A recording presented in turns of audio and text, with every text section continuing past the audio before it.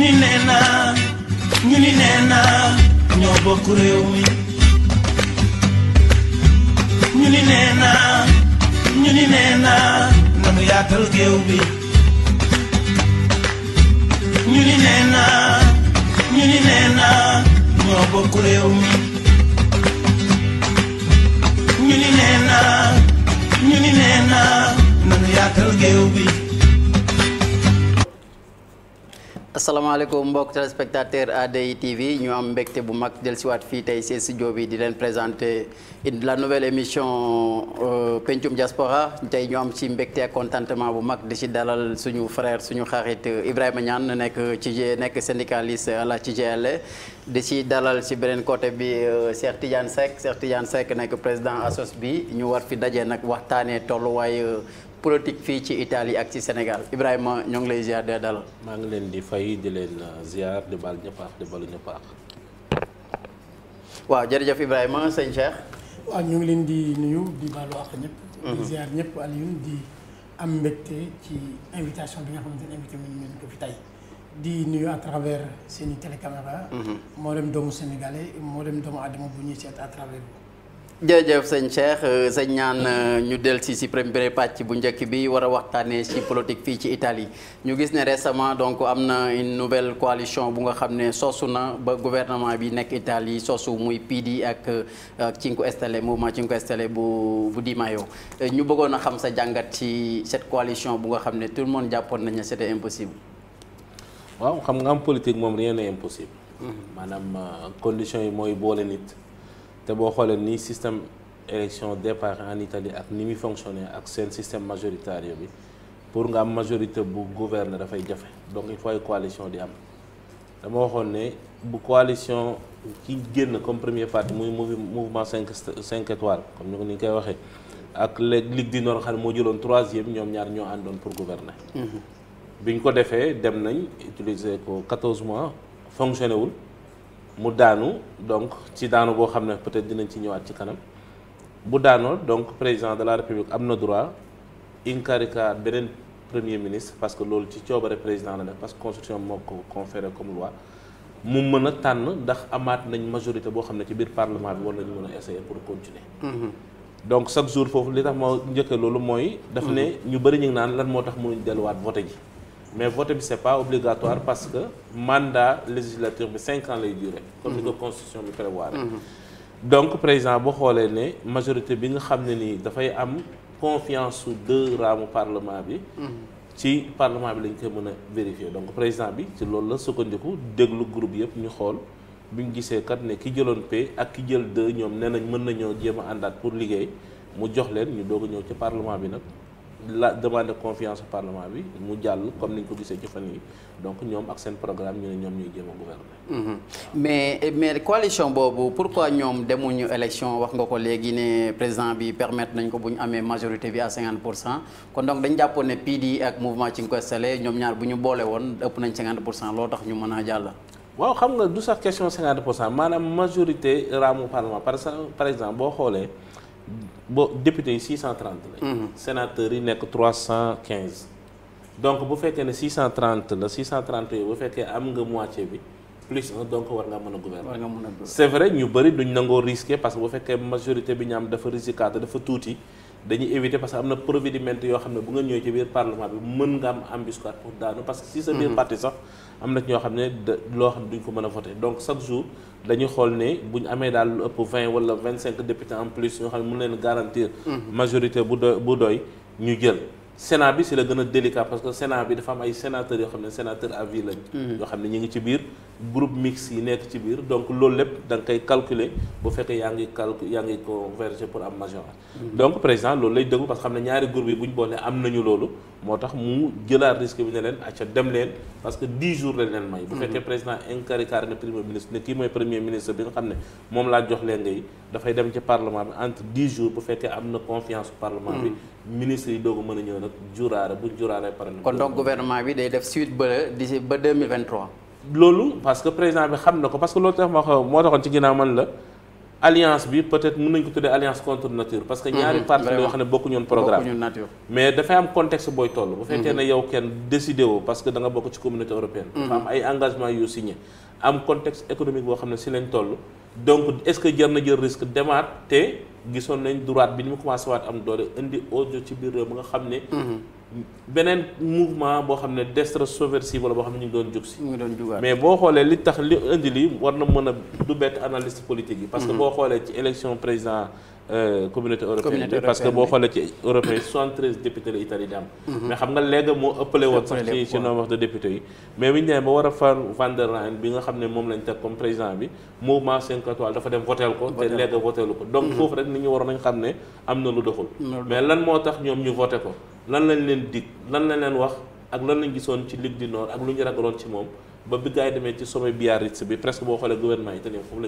lañ ko nasee. dineen dellusiwaat ci loolu mais sëñ Cheikh ñuy fàttali ne sëñ Cheikh Tidiane Seck moom mooy président association bu Bergamo di la remercier si kari bu bees boobu di ci féliciter encore depuis boobu gisante waatuñu mais Cheikh cette coalition de circonstances entre PD mën nañ ko waxee mouvement Cinque Stelle mais mu nekk lu nga xam ne nee nañu coalition bu nga xam ne warul woon mën a nekk de telle sorte que Salvini a fatto di tutto per ma daane gouvernement parce que il espérait que ne loolu mu mënut a nekk bokkul woon ci programme am mais loolu lan lañ mën a jàngat ci politique ban jàngat lañ ci war a mën a seeni jàngat bi ñu ci am avant tout je pense que lenn li suñu doyen wax na ko Ibrahima Niane jàngat bi mooy man damay arrière ci ginnaaw reculer tuuti ci ginnaaw c'est-à-dire réflexion bi ma ci def mooy ndekete nekk au niveau de l'opposition ak gouverner du benn pourquoi mooy bu ñu fàttali ko PD aux coalition PD njëkkoon na gagné ay élections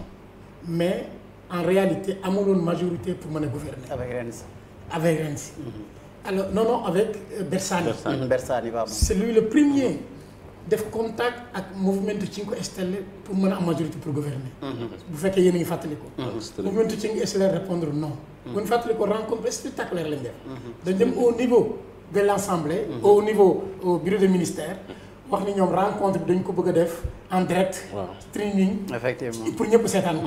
c'est-à-dire boobu parce que dafa présenté woon comme anti système. mouvement comme anti système. donc ni parti politique traditionnel yi lañ leen fi jëlee. donc ñun anti système lañu donc seeni loxo dafa tàq ñun bëgg ñu mu ànd ak ñoom. mais tu as vu aujourd'hui tey fi mu retrouvé wu. tey d'accord. ak PD pour mën a am majorité pour gouverner. moo tax ma ni kon nekk statut opposition ak toujours gouverneur du toujours dina am ay espace yoo xamante ni ay ñàkkat lay doon. mais est-ce que Di Maio il n'est pas contraint d'aller avec PD parce que xamoon na ne bu ñu demee avec sondage yu mujjoon a génn. que bu ñu demoon élection il se retrouvera moytul 3e position derrière PD même. mais bien sûr d'après sondage yu mujjoon génn. moo tax li grand Ibrahima wax léegi nii ci politique kenn di wax jamais. waaw moom xam na ni moment bi ñu toll bu ñu demee. ci situation élection demandé waat askan wi seeni carte mën na de 2e ou 1er mën na trouver au 3e ou 4e donc loolu nag alors mu def coalition ak PD pour mën a gouverner en attendant beneen bi mooy bu ñu fàttaliku ni tamit Italie dafa am urgence au delà xëy na di si am intérêt politique bi mais am na ay urgence yoo xamante ni au communauté européenne dañ ko ci laajte dafa yaakaar naa ñu ngi war a def la manœuvre financière donc manœuvre financière bi nga xamante ni dañ ko war a defaat encore te communauté européenne ñu ngi ubbi seen i bët di leen ci xool donc bu ñu demandé woon demoon élection loolu ñoom duñ ko fi mën a def ci diggante bi donc boobaa Italie dafay risquer ay sanctions donc calcul fauché bi nga xamante ni ki ñuy wax Salvini nga xam ne moo jiite la Lega def na ko mooy effectivement analyse bi mu defoon mooy moom nattoon na boppam ci élection européenne yi mooy li mu wax léegi les 70 députés moom moo ci ëppale kon mu continuer di forcer pour bëgg gouvernement bi daanu mais calculer moo doon bu ñu daanoo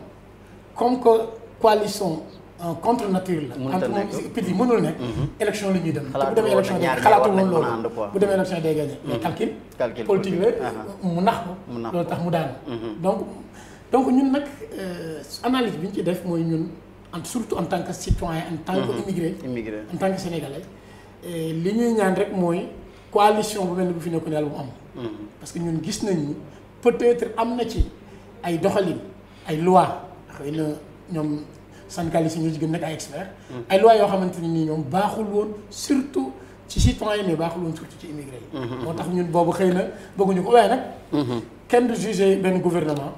mais dañ koy juge ci ay actes. ci ay actes ñi tamit ñoo ngi xaar yan actes la ñuy def. ok merci Ibrahima Niane donc lan moo indi enthousiasme immigré yu nga xam ne d'après ba Salvini ñàkkee mën nañu wax potere bi gis immigré yëpp jubilé lan moo waral loolu le pourquoi nit ñëpp di jubilé comme ça. ah waaw qu'est-ce qu'on a xëy na ñu bëri jubilé bi du war a bett kenn mais am na ci ñoo xam ne peut-être seen jubilé mën nañ ni seen ñaan dafa nangu ndax am na ñu dem ba ci Kaaba ga sax ñaan yàlla Salvini daanu. am na ñu tëju seen néeg yor seen salaatu faatiha def la ñu am na ñu toog seen néeg ñaan yàlla. parce que ku taxaw ne diine l'islam du diine. maanaam bëggul sax jëflante ak koo xam ne jullit nga. moom moo ko wax. deuxièmement mu indi benn climat d'intolérance boo xam ne ci réew mi. dem nañ ba yow bu dee nit ku ñuul nga kiy dox ci mbedd mi lam daan nëbbu sax di ko wax ci biir baar bi wala mu ko wax ci biir néegam da koy extérioriser maanaam dafa demoon ba. may nit ñi ñu mën a taxaw ci biti yow ne la doo fi kenn doo ak boo fi yàggoon def fi sax 50 ans ak loo mënta am yow doo fi dara benn ñaar bépp loi boo xam ne nii tey réew yi fi nekk nguur yi fi nekkoon def nañu ko fi maanaam ci wàllu nationalité lu mel ni ci li nga xam ne parce que moom sa politique est très dangereuse dafay wax ni en premier lieu les Italiens après ba tey loolu bu ko defee fexe ñi fiy dugg nga xam ne tey dama ko daan wax chaque jour naa la ñoom mënuñoo bañ immigré dugg parce que réew moo xam ne da nga nekk une phase de décrement démographique multi avançate maanaam juróotoo ay doom te sa politique industrielle basé wu ci kii boo xam ne nii tey li ñu wax naan politique industrielle 4.0 dem nañ sax ba wàññi woon financement yi ba nga xam ne tey imprenditori yi xawoon nañ tiit nga xam ne kooku tey li muy def yëpp mooy nu mu def ba bundu xataal immigré te pourtant immigré yooyu da nga leen di soxla ci boo demee ci tool yi boo demee ci yeneen mais lam doon wan nit ñi daal mooy fii moom kenn dootu fi dugg te loolu xëy na dinañ ci dikkaat ci kanam peut-être italiens yi seen bopp ñi ngi ko doon gëm mais booy waxtaan nit ko am xel dina ne est-ce que lii fan la ñu jëmee ndax bu fekkee yow da nga ne immigré dootu fi dugg mais pourtant yow si sa réew yaa ngi 38 000 personnes yoo xam ne fii lañ juddoo yaroo fi ñu formé leen ay lauréat yu génn dem si jamono bi nga ne tey fexe ba li fi dugg ci immigré ci at mi matul 40 000 mais yow sa 38 000 doom génn nañ mais italien duñ posé wu question mais lan ma wax 38 000 personnes yooyu génn ci 2 millions européens yi nga xam ne ñu ngi circulé ci biir Europe 200 000 yi ay italien la ñu yaa ngi dégg kër yi ñu naan dootuñ ko jox immigré mais ñaata kër lañ tabaxaat ci sa commune ba mën a fexe yow tey nga am ci immigré bi am ci keneen am ci xam nga yëpp xooluñ ko mais ñoom lañ xooloon rek mooy Salvini daal nit ku am doole la nit ku potente la dina aar suñu réew yi ba kenn dootu fi dugg ñaareel ba nag mu ne léegi immigré bi bu liggéeyul bu amul liggéey dañ ko war a génnee ki nga xam ne dafay daw laaxu si te pourtant la production italienne ci wàllu armement boo xoolee li ñu gagné ñoom ci armement ci fetal yoo xam ne ñoom ñoo koy liggéey di ko jaay ce sont des millions d'euros yoo xam ne moom la ñuy bénéficier wu te pourtant armes yooyu jëfandewuñ ko fii ci biir réew mi dañ koy yóbbu fu mel ni Irak yóbbu ko fu mel ni Syrie yóbbu ko feneen feneen di ko fa jaay kon nag foofu nga taal nit ñi bu fa guerre amee te ñu gis ne sa réew yu amul guerre ñoom dañuy départ ñëw donc yooyu yëpp ay thèmes la yoo xam ne ñoom duñ nangu nga waxtaanee ko mais li ñu wax rek mooy daal en premier lieu les Italiens tëj nañ frontière yi fii kenn dootu fi dugg donc Salvini daal mooy nit nga xam ne moom donc nag ku mel noonu tey boo ñaanee yàlla mu daan moom li ko daaneel sax franchement moom bu tëddee ci lal xamul lu ko daaneel billaay wal kitaab bi xamu ko ndax moom yaakaar na ni peut-être erreur politique bi mu def yaakaaroon ne kii tey Movimento 5 Stelle du ñu ànd ak PD parce que waa PD dañ ko nax tamit parce que bi ñuy voté loi boobu nga xam ne ci non taaf bi nga xam ne Movimento 5 Stelle dañoo génn seen benn projet de loi indi ko ci parlement bi PD génnee beneen force italienne génne beneen léegi ñoom ñu ànd ak ñoo waxtaan ni leen kii daal bëggul lu avancé loolu réew mi donc bu voté lii ñun dañuy daaneel nguur gi mais yéen du ngeen ànd ak moom dañuy dem élection ñooñu tamit na ko waaw mais damaa ragal daal la ko pousse ba ci mois d'août bi mu ñëw rek ci président conseil bi dafa daal nguur gi daal fii lay yem maa xam daal ñaan bu nangu daal moo ko fi tax a jóge mais man loolu laa jàpp ñu gis ne comme ñaan dëkk wax na léegi motif fii que ne crise économique bi la ñàkk taux de chômage bu augmenté bi la mais ñu gis ne tey jii am na raduna bu am à Pontida ñu gis ne nee nañ depuis 26 ans nit ñu toll noonu mosuñ fa dajee si mouvement légal bu dem mais loolu lan lay démontrer en tant que est-ce que mënuñ fa souligner le paradoxe de l'Italie c'est-à-dire mu nekk un premier parti et il ne peut pas gouverner waaw mais c'est ça paradoxe Italie ñun ñëpp mas nañu yàgg nañu xam ni paradoxe Italie mooy la Lega Nord comme ni nga ko waxee donc mën na tirer mën na mobiliser citoyens mais xam nga lu tax mooy adduna bi mooy dund surtout Europe en Europe maanaam zone yi ñuy wax économiquement taxaw nañu. am nañ développement bu ñu demee ci moment de crise mondiale donc képp ku indi moo tax sur le plan politique au centre mën naa wax Europe. jëm ci kaw yëpp nord d'Europe yëpp da ngay gis ni droite yi. wala extrême droite toujours ñoom ñooy ñëw. pourquoi mooy seen politique dafa yomb. mooy crise am na crise bi ñoom mënuñu ko justifier wala mënuguñ ko utal solution alors lu ñuy def dañuy joxoñ gan gi. mooy immigré bi kii bokk na ci ñu leen indil crise bi xam nga dafa yomb mais nit ñi en réalité dañ koy gëm dañuy dem ba gëm loolu. parce que xëy na Seck mi xëy na Alioune mi Ibrahima Niane mi bu ñu fi ñëwuloon sama doom bi di chemin dina am liggéey. donc loolu nag moom la ñu jël di ko boo gisee radduna boobu. nit ñi mobilisé wu. mais en fait luñ ko gëm. te li nga wax léegi bu ñu leen joxee état wala bu ñu leen joxee gouvernement en réalité mënuñu gouverner. parce que du immigration rek mooy politique. du immigration rek nañ arrêté frontières yi nañ tourné gaal yi. mooy politique réew am na leneen ñu ko yor. sur le plan économique. sur le plan programme boo xamante ni day jur développement mais pas joxoñ gan ñi kese. loolu moo lay wax ni paradoxe la. ci Italie. waaw te yaakaar naa ne ñi ngi koy comme ni ko Ibrahima wax léegi. dinañ dajale nit ñi tamit koo wax mu jox liñ naan dina d'accord ci li Salvini di wax. mais arrêté boo jotee borom xel. ngeen toog comme calme. ngeen waxante.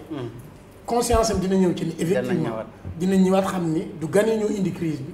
te coow problème mu gan yi tamit du tax réew mi. Salvini Ibrahima mu ne festeggiate finché potete poi riprenderemo con la polizia. mu nekk parole bu doy waar su ko jógee ci kàddu est-ce que mun na xamu nañ ko mën a waxee kàddu nit. nit ku taxaw bon je fais que répéter ce qu'il avait dit quoi. waaw xam nga tey. moom warut a mere kenn moom boppam la war a mere. mën na wax ne fes jaar mais dama ragal ni gouvernement bi ma gis fii ak 3 ans et demi muy durée mandat bi nga xam ne moom la législature bi waroon am. ragal naa dinañ fa yegg ndax li tax ma yaakaar ne dinañ fa yegg mooy xam nañu li leen di xaar. te Salvini xam na ni doivent être ensemble ou périr ensemble. donc waaw mais Salvini xam na ni jamono bi ñu toll nii bu ñuy durer 1 an. dooleem wàññeeku. donc lu mu mën a def ci yekk leen xamee dina ko def. parce que boo xoolee ton bi nga xam ne moom lañ utiliser démb. ci jeune léegi si nga xam ne dem nañ ba yekk président de la République loo xam ne sax vilipendio la. bien sûr tey man ñoom bu ma leen gisee ñuy def manifestation yor drapeau italien damay rus.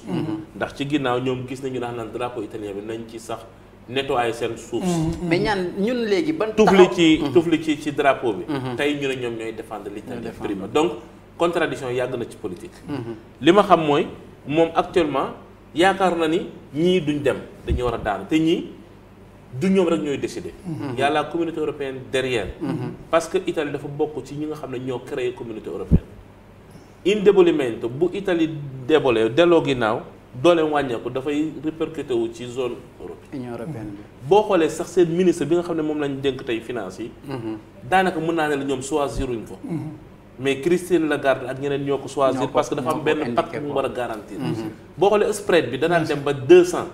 wala 240 léegi mu wàcc ba 150. mooy wane ne intérêt yi nga xam ne moom la ñu waroon fay sax dafay wàcc. loolu oxygène la bu bees buy duggaat ci économie pour faire circuler l'économie.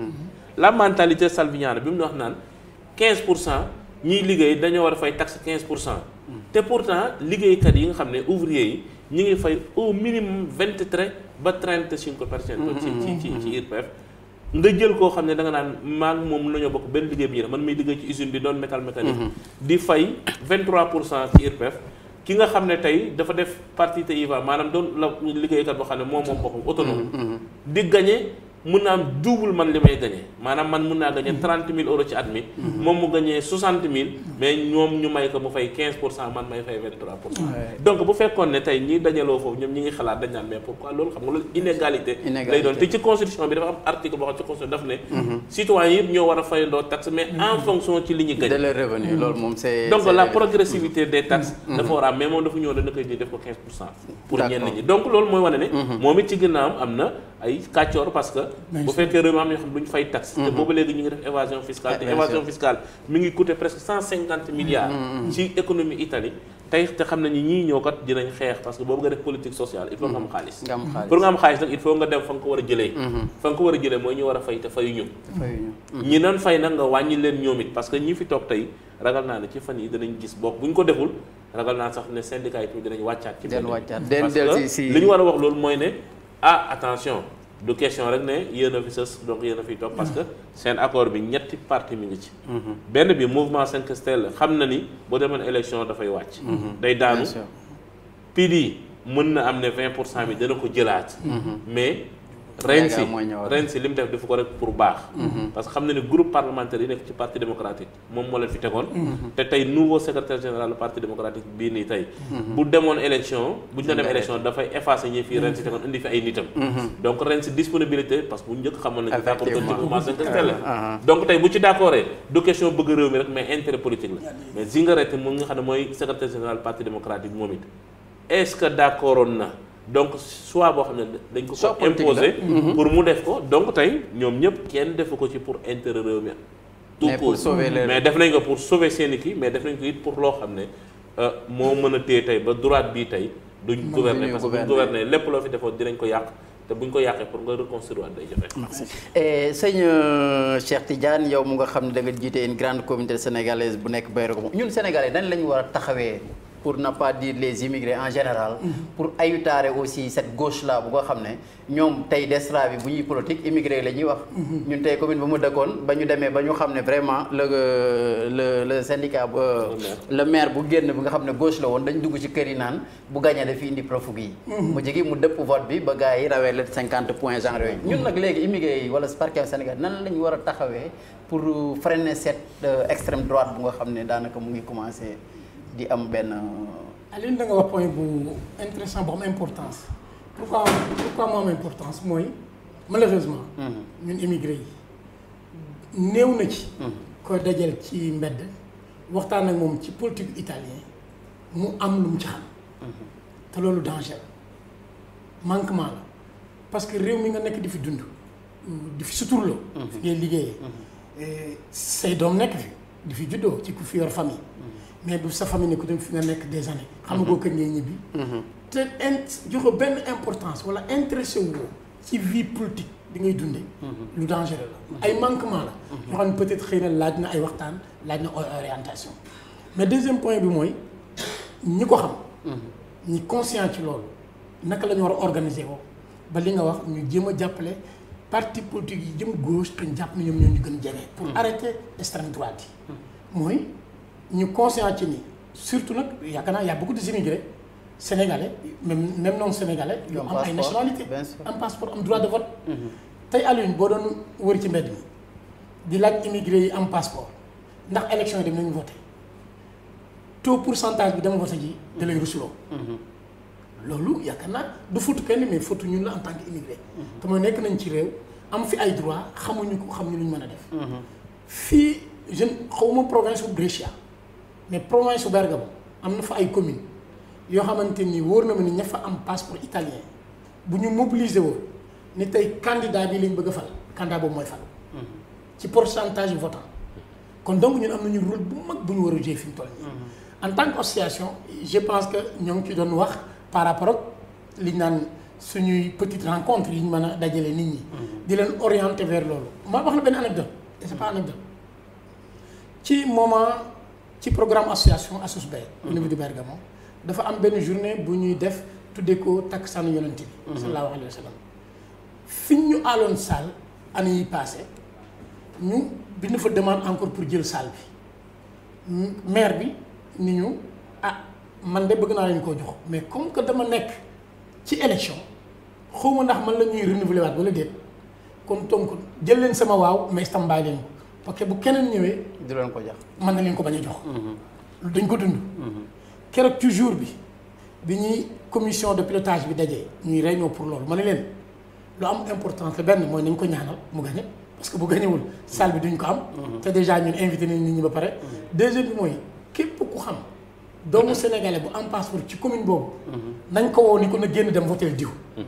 ci instant bi dafa am benn responsable comité directeur bu génn jël téléphone woo frère ni ko yow dañuy seen mairie dafa am élection mun ko dégg naa ko noonu rek mun ko génnal nga dem voter te nga voter diw.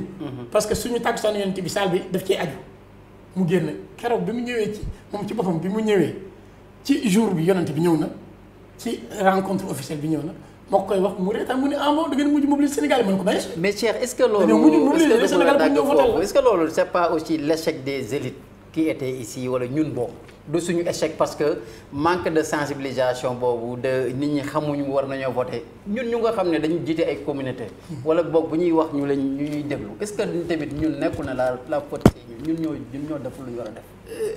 xam nga c'est vrai que ni.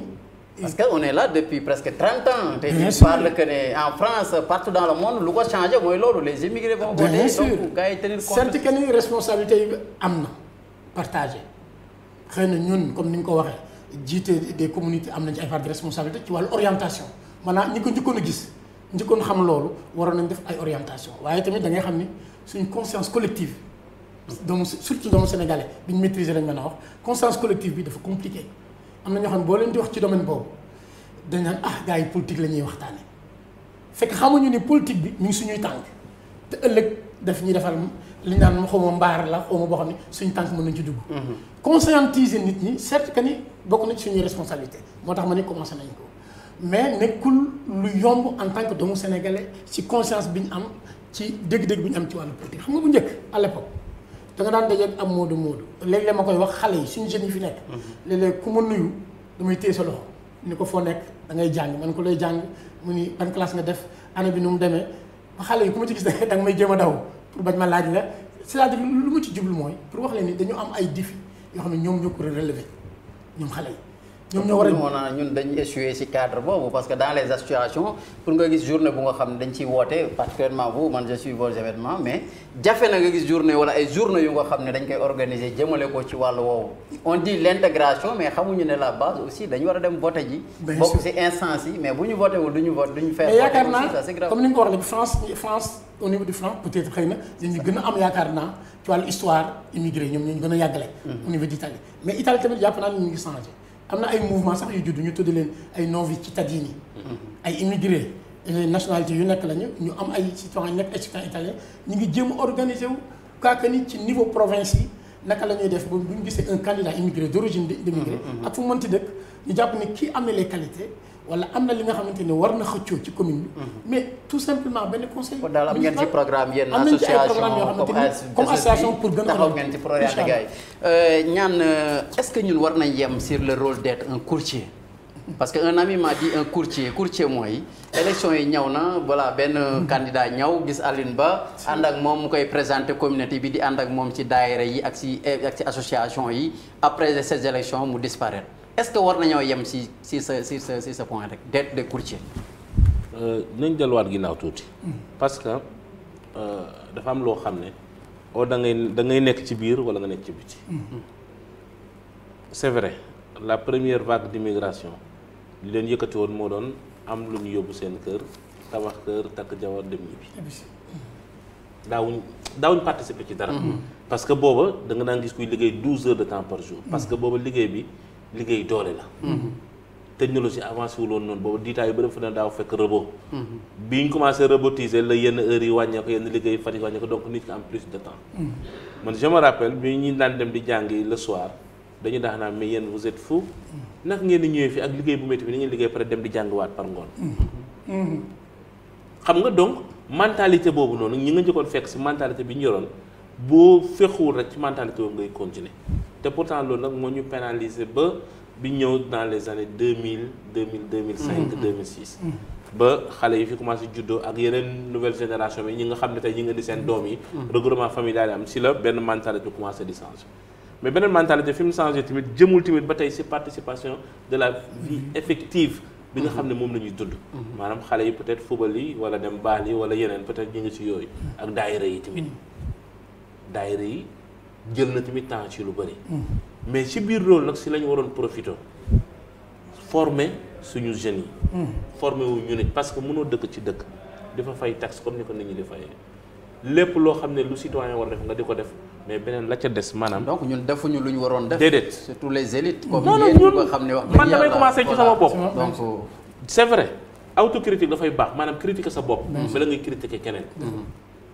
mais dama lay wax ne la dama la jox exemple dama ne man bi may ñëw di dem di jàngi le soir di def cours 3 heures de temps par ngoon 19 heures 22 heures di liggéey ba 18 heures ma wàcc ñëw départ dem jàng 19h ba 22h. dañ ma daan critiquer ci loolu. ah mais après ba mu taxawee di devrait aussi conscientiser ñeneen ñi. juguma ci. ñi ngi wax mais sens su politique la ñu xamul. maanaam lañ jàpp naan la politique politicienne parce que dañuy waaye politiciens yëpp a yem dañuy wax rek pour seen intérêt. mais Iran man après mais cette mentalité là pour ñu dindi ko aux États-Unis on lui disait un noir avec un livre il se ressemble à un blanc te pourtant da doon moom mujj di dugg ci kër yi di bañ est-ce que vous là. moom laa la man mais ñun ñi ngi ci man sama wàllu bopp man de maa ngi ci doon def lu mu mën. ba élection yi bañ naa ko ba ci groupe yëpp sax ba élection jub li damay aviser nit ñi. mais est-ce que yéen vous les élites là ñu ma leen tuddee yéen xam ay référentiel ngeen waru leen woon a mën a am benn kuréel wala ñu nga xam ne benn comité la ñuy nekk di daje di conscientiser booy di conscientiser jigéen ñi. boo xoolee ci Brescia mais boo xoolee ci Brescia am na fi ba ci élection yi passé am na ci loo xam ne ñu ngi ko doon taxawal 2 ans avant élection yi di ci liggéey au niveau de toutes les communautés. mais problème mu leadership tamit dafay posé wu. maanaam concurrence entre les communautés. xam nga li mu la par exemple ci Brescia li ñu am ñun ci électorat. mën na fal minimum 3 conseillers. bien sûr te pourtant avec la liste des immigrés. mais gars yi bàyyiwuñu leen ci loolu dafa am parti yoo xam ne dañu roccee ko dem jëlaat benn ci kenn ci communauté bi ñëw ne ko kaay yow yaay suñu. pourtant ci parti de droite laa la extrême droite. nga xam ne ñoo gënoon a bon ci immigré. te l'immigré n'est pas en mesure de distinguer entre l'extrême droite les gars. parti de sinistre même parti de sinistre yi sax erreur yi ñu def moo gën a grave man gis naa ay candidats yoo xam ne comme Pape Diaw nga xam ne Firenze la dëkk nga xam ne ak Firenze ñëpp a ko xam mais biñ ko waree candidat dañ ko ne coppet Firenze dañ yóbbu ko Trentino Alto Adige comme candidat ci liste boobu mais foofu duñ ko fal mais xam nañ ne bu ñu ko defoon ci seen province boobu day falu donc bu ma doon moom damay bañ du ma nangoo candidat wu foofu dama koy wax les immigrés am na ko nekk Firenze il habite Thiaroye damay fàtte nu mu tuddati ci élection yi passé bokkoon na ci liste bi mais defuñ ko ci liste nationale. mais nee naa leen tey yow sa province rek buñ la xamee ñoom rek mënuñ laa fal. loolu mooy lu ma doon wax sànq. donc la mentalité politique des immigrés. dafa war a dépasser entre communauté sénégalaise wala yooyu mais dafa war a doon loo xam ne régie gis naa nag la nouvelle génération des immigrés ñu ngi ciy concentré mais dafa des ba léegi. tant que supéraare wuñ problème leadership bi problème man la. ah dafay des il faut qu'on le dise. non du question courtier bi du question courtier dama la wax ne la. problème leadership la par exemple tey Brescia dama la xam ne la ci électorat wu Brescia nous à Brescia par exemple les immigrés ci province bi presque yegg nañ presque 18%. ah mais on a vu que Brescia un candidat il y avait Moussa Mbaw qui était un candidat. mais il ne faisait même pas moins de 0. il ne faisait pas l'unanimité benn. te boo demee ci yeneen liste yi compté woon na ci presque 8 xaw ma 9 candidats yoo xam ne d'origine étrangère. ah si ay Pakistan ñoo xam ne ni tappa bukki lañu leen tuddee. man du ma leen tuddee courtier sax mais tappa bukki. maanaam dama koy jël rek pour wane ne man kat bëgg naa immigré yi donc mais bëggoo sax immigré bi parce que liste fi nga ko def mënut a fexe ba am ci numéro boo xam ne dina doon comme conseiller. donc loolu nouvelle donne la boo xam ne ni il faut tamit les associations les bonnes volontés les personnes ressources. concentré laxaw ci liggéey si. mais pourquoi pas sax.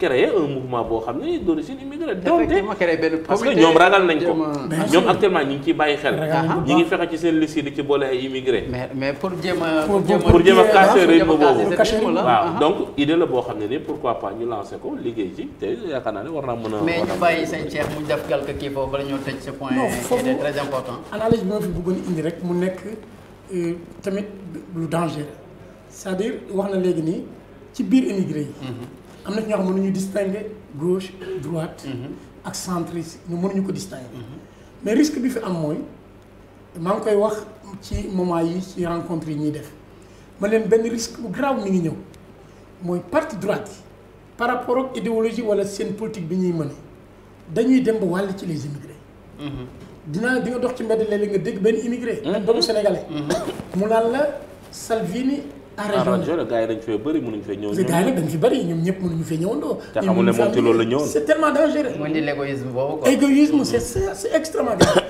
parce que loolu lay wax ni dem nañu ba ñuy changer ci suñuy principe ak suñuy valeur te ñun duñ ko yëg. duñ ci def attention. moo tax loolu tamit jar nañuy orienter nit ñi pour ñu distinguer pour ñu xàmmee. parce que bu ma demee ba nag extrême droite bi am na région ci kaw. immigré yi muy dàq c'est parce que man rek tey man am naa permis de séjour. wala sax de plus tey maa ngi sama passeport. alors pour man keneen warutul ñëw. loolu cet égoïsme là. day wàññi solidarité forme solidarité. wàññi tamit ay valeurs ak ay principes yu ñu koy ba tax na jàpp naa ni tamit li ko mën a régler rek mooy yaakaar naa ki doon wax li problème leadership bi effectivement même au niveau de Bergamo comme ni ma doon wax ni i Nuovi Cittadini bi ma fréquenté. ci dernière élection locale yi. y avait ce problème là. te mooy xëy na xeet bu nekk nationalité bu nekk. bëgg a defe ni moom moo war a coiffé wala moom moo war a nekk candidat ma enfin ni mu mujjee mooy li mu wax Obrigado na mujjee Bergamo. mooy parti bu nekk am ku mu jël. taf la ci benn bën. pour wane ni man boole naa la ci. donc loolu nag suñu responsabilité ñu. donc kon xam naa ne en 2003. du ñàkk ne en 2003 man posé woon naa sama candidature comme Sindaco di Rovato. amoon 13,20%. mais c'était une provocation je crois. parce que c'était une provocation amoon naa 13. mais toujours 13% ci Rovato du woon lu tuuti. te pourtant ba léegi c'est-à-dire Rovato ak yéen ñu naan ma pourquoi pas doo posé candidat mais peut-être rôle bi ma yor léegi. xam nga ne dafa incompatible ak. donc yaakaar naa ne loolu buñ ci jógee dinañ ci jéem a liggéey. que ne donc Cheikh vraiment qui représente toute une communauté à Bergamo ñaan aussi mu ngi à Brescia. dinañ jéem a taxaw pour conscientiser davantage parce que xam nañu ne buñ ci contribuer wul moom du ñu def dara ak ñun.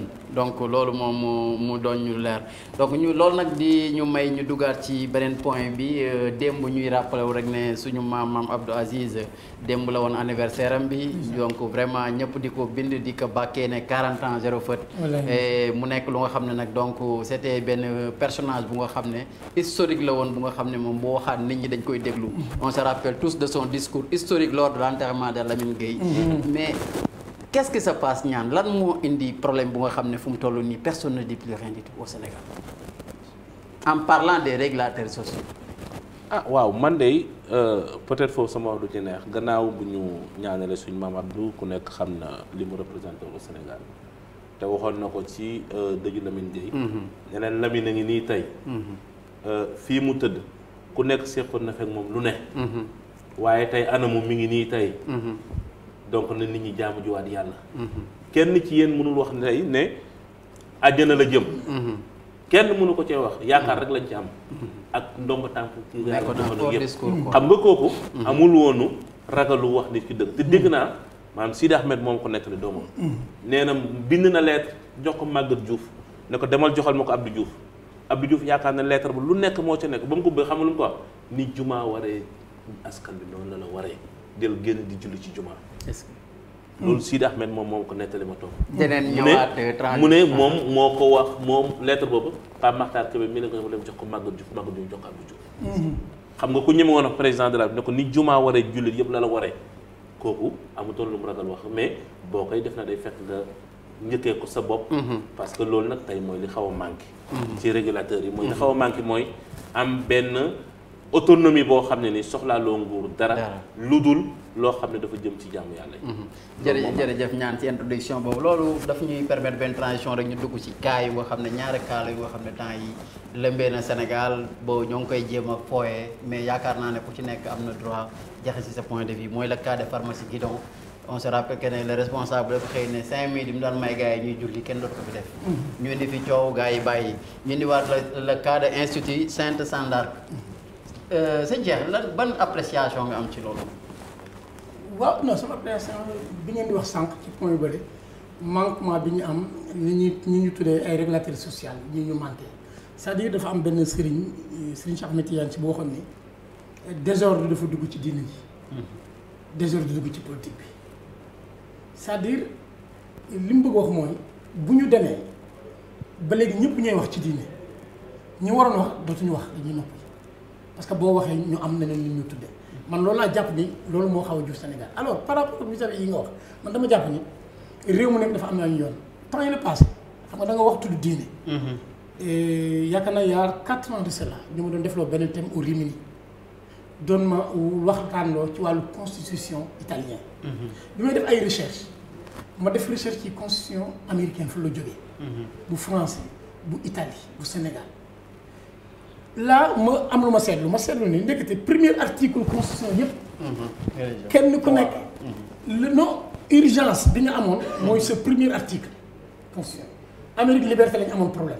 mooy premier article américain. boo demee au niveau de la France monarchie. seen premier article moo doon urgence bi. la République française. boo demee au niveau d'Italie seen premier article moo doon l'avortement. dañ jénni woon ci crise. kon nag c'est-à-dire li ma bëgg wax foofu rek mooy. kenn ku nekk li nga xamante ni mooy sa urgence. moom nga def ci wàllu constitution tënk ko ci ay points.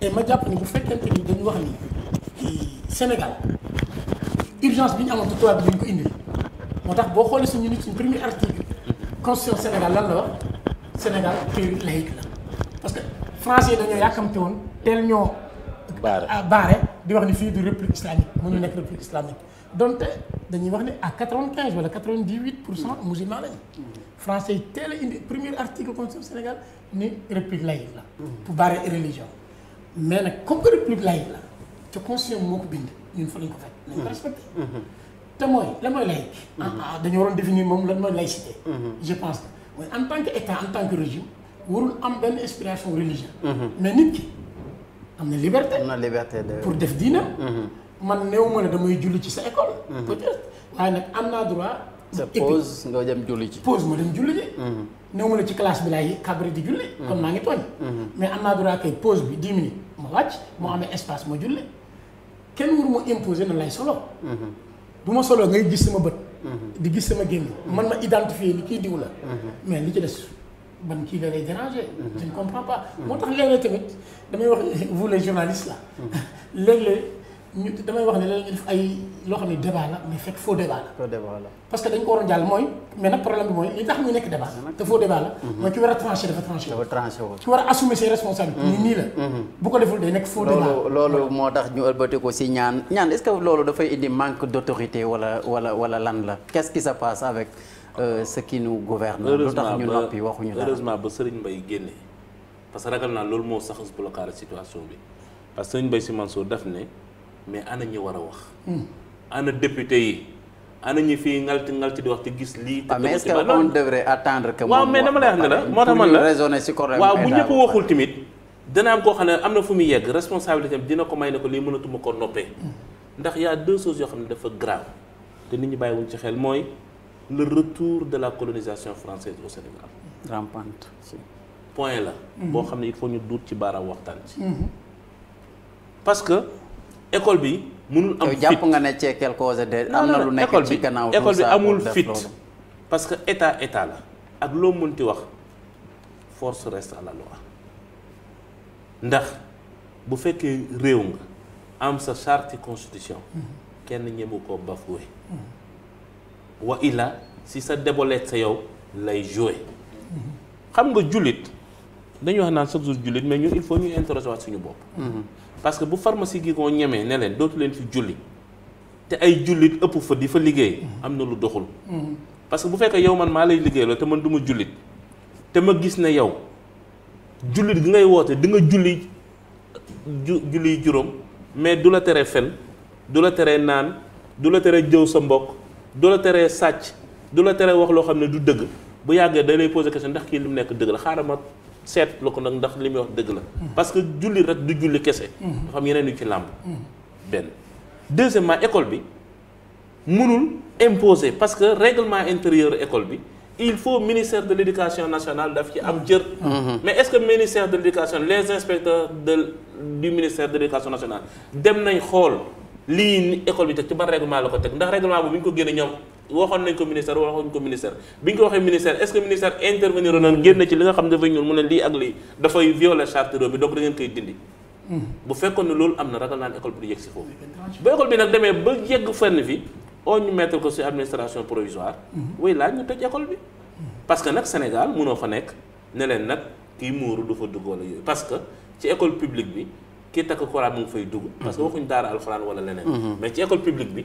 kii takk Alxuraan mu ngi fay ñëw di jàng si kii yor musuwaaram mi ngi fay ñëw muuroo ko dugg kii sol kilotam mi ngi ñëw di dugg si mais pourquoi nag ñoom ñu mën a décider loolu bu yàggee nag am na mag bu daax naan ne bu fekkee nag ñoom dañuy jaay ne lii ñu nekk ñoom dëgg la ñoom seen diine mooy dëgg kon nag doomu julli dafa nekk nañ génn te loolu boobaa dafay miine nag laïcité réew ma moo tax lii pour man gouvernement bi daf cee faible jëlu ci mesure yu mu war a jël te ñu xam ne ma dagg sa ñaan que même ñu ci génn wax nee nañ seen dernier cahier de liaison yi le port de voile est autorisé il suffisait d'avoir les couleurs de l'école ba ren ñu modifié ko ne kenn du sol voile pour dugg ci mu nekk 30 élèves yu nga xam ne dañ leen mujjoon renvoyer mais ce qui est étonnant dans tout ça mooy le ministre est en train de faire la médiation est-ce que loolu moom moo ko war non man je pense que ministre bi wala def médiation ministre dafa war a wax ni lii mooy charte réew mi lii mooy charte école sénégalaise école bu mu mënti doon da nga ko war a respecter lan mooy médiation maanaam man mënuma ñëw di def médiation hors les règles yi nga xamante ne ñoom ñoo tënk. sëñ Cheikh ñu jël kii nekk en ligne mu ngi hésité asalaamaaleykum salaamaaleykum waa dem na sëñ Cheikh nga jégal mu ñu kon. non dama doon wax rek ni. médiation xam nga Sénégal loolu tamit suñu tradition la. lu ñu wax ñu ni réew mi dañ ko war a waxtaanee. dañ ko war a médiar dafa am loo xamante ne ni waxtaan la. mais dama ni li nga xam dañ ko bind ñun ñëpp ñu d'accord ci muy charte réew mi. doomu Sénégalais bi. ñu bu ko violé ñu ne nañ génne lu waaye teg ko ko. keneen ku mu mën ci doon. boo violé règlement yi dañ ko war a génne en tant que ministre. yaakaar naa moom moo waroon calmer waxu dès début. warul àgg fi.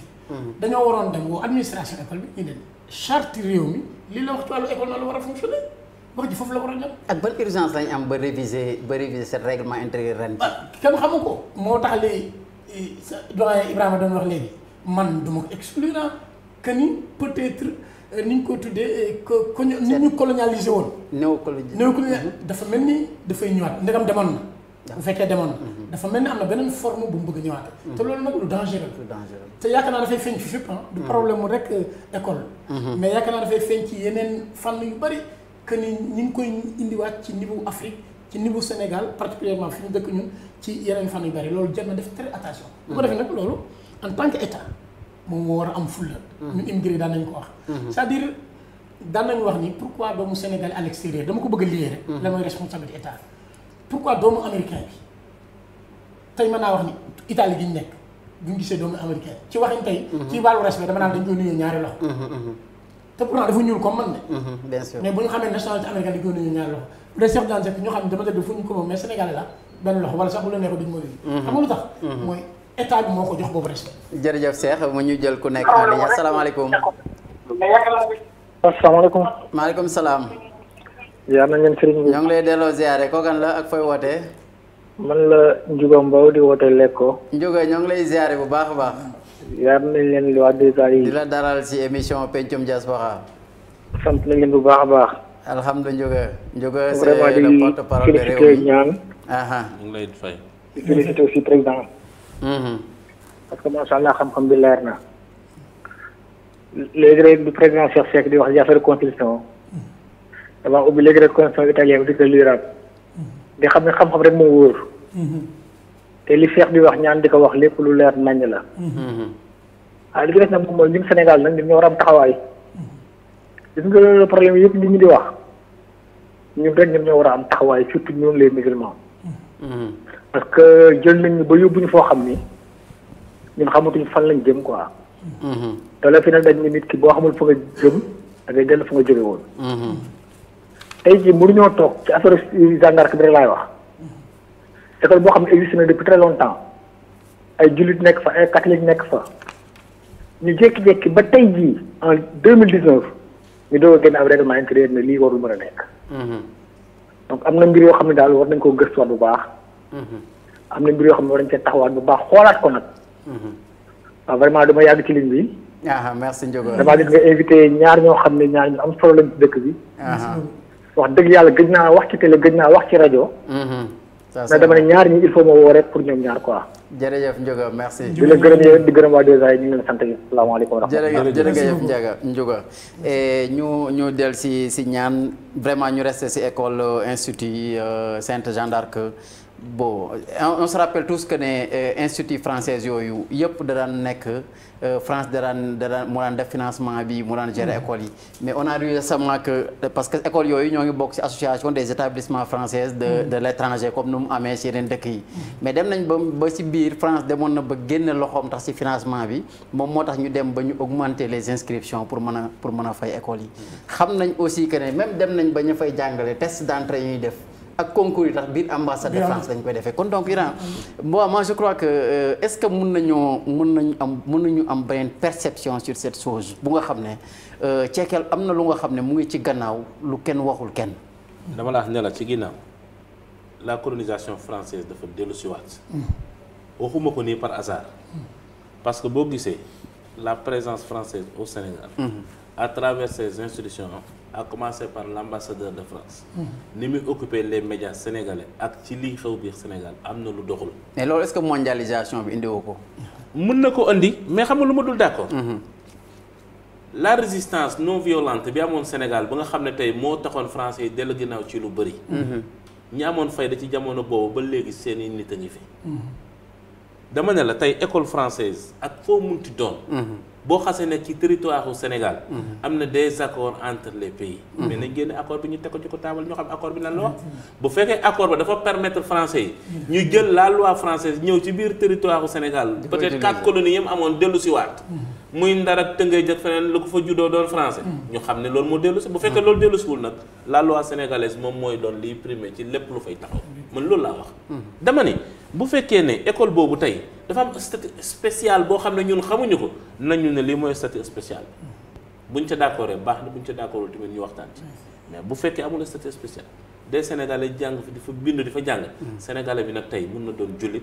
mun na doon chrétien mun na doon leneen ndax suñ constitution prévoir na ko. stabilité bi ñu am nag ci loolu du dund ci jàmm bu ko kenn yàq. nga la waay bu ko kenn yàq. mais ko bëgg a yàq na mooy ka doon minorité nag ñëw ne nag léegi fii lii laa fi imposé waaye loolu du fa am man loolu laa ne waru fa am. mais xale yi sax waruñu retiré wu. mais sëñ Cheikh le ministre a dit qu'il a réglé le problème est-ce que exposé ci nan ci nan mais nañu wax nu mu ko réglé. mais si on a pas ñoom communiqué wuñu ils ont réagi. mais voilà c'est ça ils n'ont pas communiqué. gis ñu benn communication bu wane ni réglé nañ problème. ay wax la ñuy wax ak ay interprétation. intégré nañ le 19 année beneen bi problème yi ñëwaat. mais day ñëwaat parce que problème bu ñu ko réglé wul au fond beneen année dafay répété bu fekkee réglage bi ñu wax mooy comme dinañ muuru mais vis-à-vis ak couleur école bi. loolu laa dégg. waaw c'est vrai loolu moo nekkoon ci règlement antérieur bi. waaw ñu ne donc vis-à-vis ak couleur école bi. mais d'accord peut-être xëy na école yi dinañ joxe yaakaar naa ay couleur yoo xamante ni blouse yu xale yi di sol. may rappeler aussi que may rappeler aussi que ne Cheikh aussi leader politique la. mais est-ce que mënuñu am benn perception si benn stratégie de communication du gouvernement vu ces problèmes récents yi mu jógee.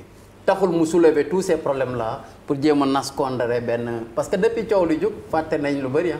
waaw mais da nga dul comprendre dama xamul ndax peut-être problème yi dañu bëri seen bopp. ba xëy na cette organisation yoo wax ci wàllu surtout ci wàllu. non je dis est-ce que nekkul ne on l'a créé volontairement. pour dem benn stratégie de communication. pour mën a exposter problème yi fi amoon récemment. mooy si coowum pétrole ressources naturelles yi. parce que kenn déggatu leen depuis ba école bi. waaw xam nga politique moom lu nekk la ñuy def. waaw lu nekk la ñuy organiser. est-ce que mënuñu xalaat loolu déjà. waaw mën na nekk je ne sais pas. parce que moi je dis que c'est impossible que affaire bi mën a fonctionner comme ça. li ci biir moom leerul mais li tax nit ñi di am boobu soupçon. mooy le pourquoi en tant que gouvernement réagir pour régler situation. loolu de ñaanee ban perception nga am. ci loolu nit ñi ne libre il faut ñu am ay xalaat. Ahmed Aïdara xam nga dafa xaw a doy waar moom moo naan suul gaz du ko tere xeeñ.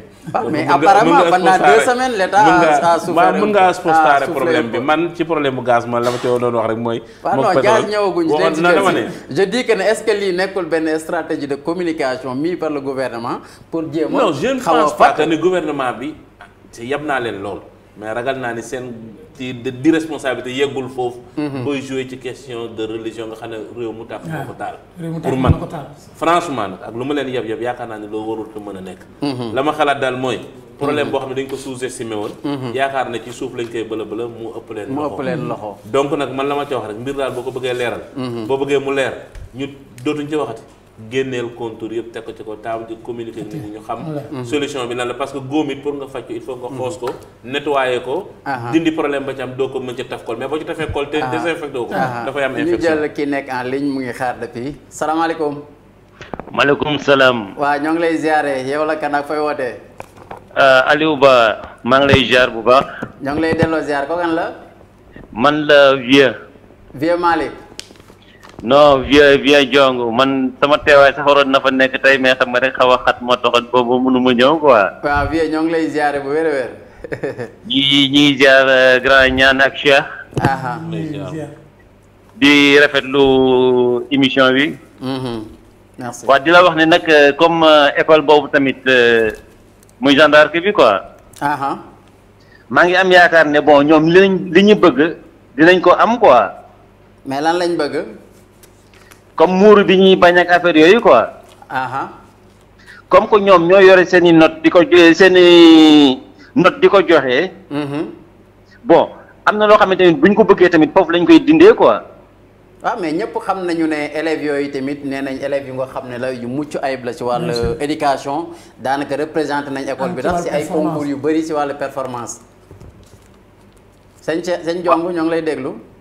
waaw mais xam nga ñoom ñoo yore notes yi ñoom ñoo koy joxe quoi. ah mais élèves yi bu fekkee nag ñoom ñoo dàq jàng ña fa nekk ñëpp moom loolu dana doy waar de su fekkee cadre note ngay wax pour ñu dàq leen. waaw non duñ leen dàqee noonu quoi mais xam nga bu fekkente ni bii am nga ay notes yu baax yoo xamante ni bon ñoom bon buñ la jox résultat bu baax quoi. mais yow lan nga gis comme solution sur ce problème. solution bi mooy que il faut gouvernement bi wax ci parce que tamit am na loo xamante ni bii xajul ci diggante comme fi ñu nekk ni muy diggante jullit bi ak chrétiens yi quoi am na lu bëri loo xamante ni bii. et xajul suñu diggante quoi parce que ñun ñëpp ay mbokk lañu boo dee xool quoi. dëgg la. waaw mais il faut nag gouvernement bi taxaw ci wax ci dox ko quoi. jërëjëf comme ñun bu fekkee entre ñun kese la bon mën na jur leneen daal. jërëjëf Jongo ñoo ngi lay sant bu baax. ci mais am na ku bëggoon wax ak yow muy Ablaye xaaral ma jox la ko. waaw vas-y. monsieur Aliou ñu ngi lay ziar. Ablaye ñoo ngi lay ziare na ngeen def. alhamdulilah j'en profite l'occasion. ñoo ngi lay dalal si politique si Pencum Diaspora. ok ñu ngi koy rafetlu bu baax waaw vraiment. jërëjëf Ablaye. on est en train de recevoir en direct. merci. di saluer monsieur Cheikh monsieur Niane. ñu bëggoon xam sa point de vue si point bi ñu toll xam ne ñoo ngi waxtaane école bi. en fait man sama opinion comme ni ko le monsieur Cheikh waxee rek gis nga Sénégal. en fait dañoo am loo xam ne dañ ko fay fekk mooy dañ ko doon dund suñu parents yi suñu maam yi daan dund mais la laïcité. ñu entre les musulmans et les chrétiens. parce que man j'ai suivi le débat je l'ai suivi à mille fois et j'ai vu même d'ailleurs les commentaires sur les réseaux sociaux. chrétiens yi ñu ngi bon bon je peux dire les 50% ñu ngi bind à travers les pages publicitaires di ñaxtu en fait. parce que yaakaar naa ne ñoom am nañ le droit. parce que comme ni nga ko waxee parce que ay franco-arabe am na Sénégal donc pourquoi pas ñu am seen école aussi tamit. mais école bu ne am nga say règlement aussi tamit intérieur yooyu doxee. peut-être ñoom d'après li ëpp solo mooy ñu jéem a xool remettre la question jéem a xool ñoom seen règlement intérieur lu ci ne d'abord. jërëjëf sëñ Ablaye. waaw bu ñu ko xoolee pare donc après comme yore affaire yoo xam moom c'est-à-dire gouvernement mooy li nga xam ne moom mooy moo war a def première intervention. jéem a essayer jéem a xool cause réel bi lan la d'abord. jërëjëf sëñ Ablaye ñoo ngi rafetlu waaw bu loolu weesoo ñu jéem nañ en tout cas daal nañu waxtaan daal nañu jéem a te trouver un terrain d'entente. ñoo ngi rafetlu contribution sëñ Ablaye ak sëñ Jongu di rafetlu seen woote ñaan ñu tëj point boobu avant ñu koy tëj mais mën nañ jàpp cette situation là bu Jeanne d'Arc bi wala la pharmacie Digon comme jugal ko ci volet religieux la wala beneen affaire la est-ce que mun nañ ko exposter comme nu mu commencé am ampleur tuuti jëm ci wàllu diine. ah waaw taw de li ma xam mooy bu xawee commencé xiin moom di def tepp moom taw moo ci topp te lii il faut ñu jàngaat ko bu baax bu fekkee ne maanaam foo ko di pallier la bu xaw a kii rek ñu. tëj ko fii gouvernement bi am ci rigidité ferme ñu tëj ko baax na pour Guigon je pense que d'une manière très syndicale laay wax parce que ay employés yu bëri donc xëy na peut-être am nañ syndicat ci biir ci seen contratation loolu war nañ ci mën waxtaan ci heure pause parce que pause moom yaa ko moom pause bi bu la neexee génn te yaakaar naa diggante pharmacie gën nga foofu fu nit jullee am na fa donc c'est pas obligatoire que ni pharmacie peut-être xëy na mën na amul espace bu ñu war a jullee mais ci fekkee question syndicale la parce que loolu ci pause bi la ñu wax parce que xëy na si sa biir liggéey boo amul pause doo mën a julli mais boo wàccee di nga mën a julli parce que loolu tamit diine normalement war nañ ko mën a mais dama ragal ne bu dee ne question syndicale loolu war nañ ko mën a lijjanti bu fekkee nag ne pharmacie gi moo la xewee tey suba muy école bi y a jamais 203 bu nag 3 amee nag moom boobaa il faut gouvernement bi nag jël ci solution sinon damay ragal mu ëpp ñu loxo. jërëjëf ñu jël kii nekk en ligne salaamaaleykum. waaleykum salaam wa rahmatullah. waaw ñoo ngi lay ziare yow la kan ak fooy wootee. man la Ibou Cissé Impoli. Ibou Cissé Impoli ñoo ngi lay ziare. di la dalal fii ci Pencum Diaspora. ñu ngi delloo ziar bu baax a baax a baax. Ibou ñu doon soxla sa xalaat ci waxtaan bi. waaw man de li ma ci xalaat rek mooy man benn affaire moo ma ci xaw a jaaxal. li ma ci xaw a jaaxal mooy ñi jàngale ci école bi. ay labbe lañu dañuy muuru. ndax seen diine. mais lan moo tax que ñoom ñu mën a nangu ñoom ñu jàngale di muuru ba pare di bañ ko jàng si di muuru man loolu mooy sama problème. waaw man daal loolu rek man ma si sama problème quoi man loolu moom dafa jaaxal. waaw moom ñoom nee nañ seen muraay bi c'est une uniforme mais nekkul par conviction religieuse nekkul dañuy muuru parce que par conviction religieuse la. ah man de man daal loolu moom sama jaaxal loolu moom naa daal ba xam. jërëjëf sëñ Ibou dégg nañ ko xam naa du ñàkk ñoom sëñ laay den ci delsi. incha allah di rafetlu woote bi bu baax a baax jërë ngeen jëf waa Impoli. naa man li ma bëggoon waxaat foofu rek. bu ñu tëj point boobu waaw bu ñu tëj point bi mooy. li ñu naan lañu indi xëy na sax kenn mën ko comparer. exemple réew mi ñu nekk ñun ñii. yaakaar naa c'est très important nag ñun waa diaspora bi. xam nañ ñaari situation mën nañoo jaxe. exactement quelque chose de plus. li ma bëggoon wax ci ñun réew mi ñu nekk nii mais buñ leen comparer fii yaakaar naa c'est le contraire au Sénégal. bien sûr dañuy wax ni tey 98% ñooy chrétiens. te dañ fay am jàmm. mais suñ doom yi ñu ngi jàng école. vraiment non beneen de plus. su ma doom bu demee école. dañuy jàng religion. am na moment boo xamante dafa am heure religion. dañuy 1 heure de temps. man maay choisir sama doom day wàcc ñibbisi. wala day def alternative. effectivement. te problème juru amul problème dëgg la mais naka la 30 xale yuy muuru jir problème mënu nekk. mais yaakaar naa nag cette possibilité nii ñun alternative boobu. war nañ ko jéem a xamal ñoom ne am na feneen parce que apparemment débat yuy dégg yëpp on dirait que ne loolu amul feneen ñaan ñu tëj point boobu laaj la si sa dernière recommandation. man daal li may wax mooy c'est l'État qui garantit le fonctionnement d'un pays. Constitution réew mi président bi mu ko falee dafa waat ne danaa ko sàmm. danaa ci lu moom pour ñu respecter charte réew mi ak constitution bi. comme que constitution réew mi nag constitution bi laïcité la école bi ku nekk mën nga faa jàngee ak en fonction. na ca des bu fekkee dafa am lu ci leerul nañ ñu ko wax mais daal ñun li ñu demandé président à travers son ministre de l'éducation nationale. mu régler ce problème merci Niane ñu kon ñu tëj point boobu dugg ci beneen transaction l'écriture de l'histoire générale du Sénégal un peuple plusieurs histoires. Qu'en pensez-vous? Non, je pense que xew-xew la bu am man jàpp naa ni lu jaadu la. ñu bindaat. histoire du Sénégal. parce que ñun ñëpp nangu nañ ni tubaab yi ñooñu ko bindal ñooñu ko jàngal. te ki la bindal ñëwoon ne. est-ce que tubaab bi bind nañ ko. dañu ko wax oralement mais y a pas un écrit. waaw y a pas un écrit. loolu laa bëgg a wax c'est-à-dire bu ma nee ñoo ko bind dafa am ci ay base yu ñu bind ci archive français parce que ñoom ñoo ilifoon Sénégal en réalité ci seeni procès-verbaux yi les commandants yi doon bind. am na ci loo xam ci archive français lañ koy jëlee. comment ils ont colonisé voilà comment ils ont colonisé le pays. jéem a montrer le diw moo fa nekkoon Alioune moo nekkoon fii. waaw diw moo fa nekkoon de monter seen i kii. yooyu ñoom bind nañ ko ci archive am na lu ñu fa jëlee. am na loo xam ne certes que ni oralement la ñu ko wax. ñu bind ko. kon moo tax ma ni man jaadu na projet bi. ñu bindaat réellement histoire du Sénégal. Sénégal yi xam ko suñ doom yi ëllëg am lu ñu fi fekk man jàpp naa lu jaadu la. li xew nag. mooy ci biir mbind mi gis nañu am na ay erreur wala ay manquement. man dama jàpp ni même loolu warul jur débat warul jur xuloo te bi ci njëkk mooy ki bind wala boog ki doon jéem a bind ñu ni ko fii de da nga fi juum am na erreur mu ni seetlu ma ko woon wala boog baal leen ma dinaa ko rectifier dama jàpp ni wax ji waroon na jeex foofu la waroon yem waaye nag malheureusement sénégalais maanaam li ñu naan objectivité léegi dafay xaw manqué mais léegi dañuy jugandoo rek ci li xew. ci riir bi ñu kenn ku nekk riir te damay wax ni gis nga réseaux sociaux yi mu lay journaliste dama leen tooñ toujours. bu njëkk journalisme dañ ko daan jàng. ba am ci diplôme mën a communiquer xam li ngay wax lan la ndax laaj na ko wala laaj ko. malheureusement réseaux sociaux ñëw na muy développement ci wàllu. ku nekk ñu talal le micro ku nekk ñu talal le micro. Cheikh Diagne Seck nga dajeeg moom ci mbedd laaj ko loolu mu ni teel wax dangereux. ba lu ñu maa corriger mu dem ay semaines. mooy doog a corriger loolu jàpp naa ne ak partager WhatsApp. Facebook yi. léegi loo wax tey balaa li ñuy wax fii balaa ngoon.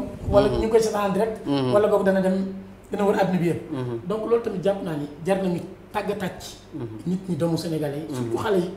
ci wax ni kiy partager na jàpp ne mi ngi joué rôle journaliste. mi ngi informé. est-ce que li muy informé vrai la wala du vrai. dëgg la loolu tamit yaakaar naa bëgg naa. dinañ ci dellu ci waat ci point boobu mais ñaan ban urgence lañ am pour écrire l'histoire générale du Sénégal bu ñu xam ne le coordinateur de l'histoire générale est le professeur Iba Der Thiam. Est-ce qu'il y a une urgence wala utilité de créer toute cette polémique en écrivant l'histoire ko waaye li ma ci gën a tiital li ma ci tiil man ci parce que ormay def nañ ko ba pare ndax amoon na urgence wala am urgence ormay mi ngi fi li ma ci jaaxal mooy tournure bi mu nar a jël werante bi ci am surtout ci ñi nga xam ne sax ñoo bokk la famille Tijane daf may perturber parce que dama gis ci ay jamono ak archive Cheikh Serigne Mbaye Kër Madiabel la dëkkoon rakku Cheikh Ibrahima Niass la bi mu wàccee liggéey sëñ Abdou Aziz moo ko jiite te ba bàyyi ngi taxaw Cheikh Ibrahima Niass a ngi taxaw mu wane ne kon am na diggante yu façon yoo xam ne yu profonde yoo xam ne mi ngi ci diggante kër yi tey débat bi warutoon dugg ñun ñi nga xam ne fekkewuñu histoire démb de dañoo fekkee lu tuuti maanaam ci jamono boo xam ne ci liñ dund gis si nekk boo xam ne nii tey ragal naa ne coow warutoon a judd ci léegi bu historiens yi defee nag erreur parce que reconstruction mooy lu ñuy defaraat xam nga lu ñuy defaraat nag mën na am erreur non écriture la de reconstruire dañuy bind histoire du Sénégal. waaw mais bind bi boo gënee ma la reconstruction mooy dañuy dajale. dañuy laaj dañuy gëstu dañuy dajale nit ñi dañuy waxtaan dañ ne dem kat tund sàngam. parce que xëy na peut-être ay Saint-Louis Dakar yi yàggul. daa amoon royaume di Kayoor amoon Jolof amoon feneen ak feneen donc loolu lu ñu fekk la. ña fekkee woon loolu tey kenn dundatu ci. effectivement waaye am na lu ñu fi bàyyi. parce que l'histoire Sénégal ci oral la. boo dégloo tey ñiy xalam wala bu ñu def émission démb ci RTS wala yooyu dañuy dajale. da nga dégg sax ñoom ñiy présenté léeg-léeg ñu xaw a juwaloo ci. ci ay kàddu ci ay kàddu maanaam kii moo jiitoon wala kii jiitoon noonu kii moo àndoon wala kii ku mu àndaloon. yaa ngi dégg donc loolu tey buñ koy reconstruire ragal naa ne nit matul. bu fekkoon luñ bindoon la ñu koy defaraat du ñu koy dajalewaat du doon problème. mais da ngaa dem wutiwaat information. mais lan mooy urgence bi ak utilité. ndax ñi ñu ko jox nag xam nañ ko. mën nañ ko wala mënuñu ko ak lan moo tax ñu jox leen ko. ak laata ñu koy génnee di publier est-ce que am na commission boo xam ne des sages boo xam ne war nañ mën a dajee toog waxtaan ci xoolaat ko. bala muy génn yàkkamti génn bi est-ce que jaroon na ko.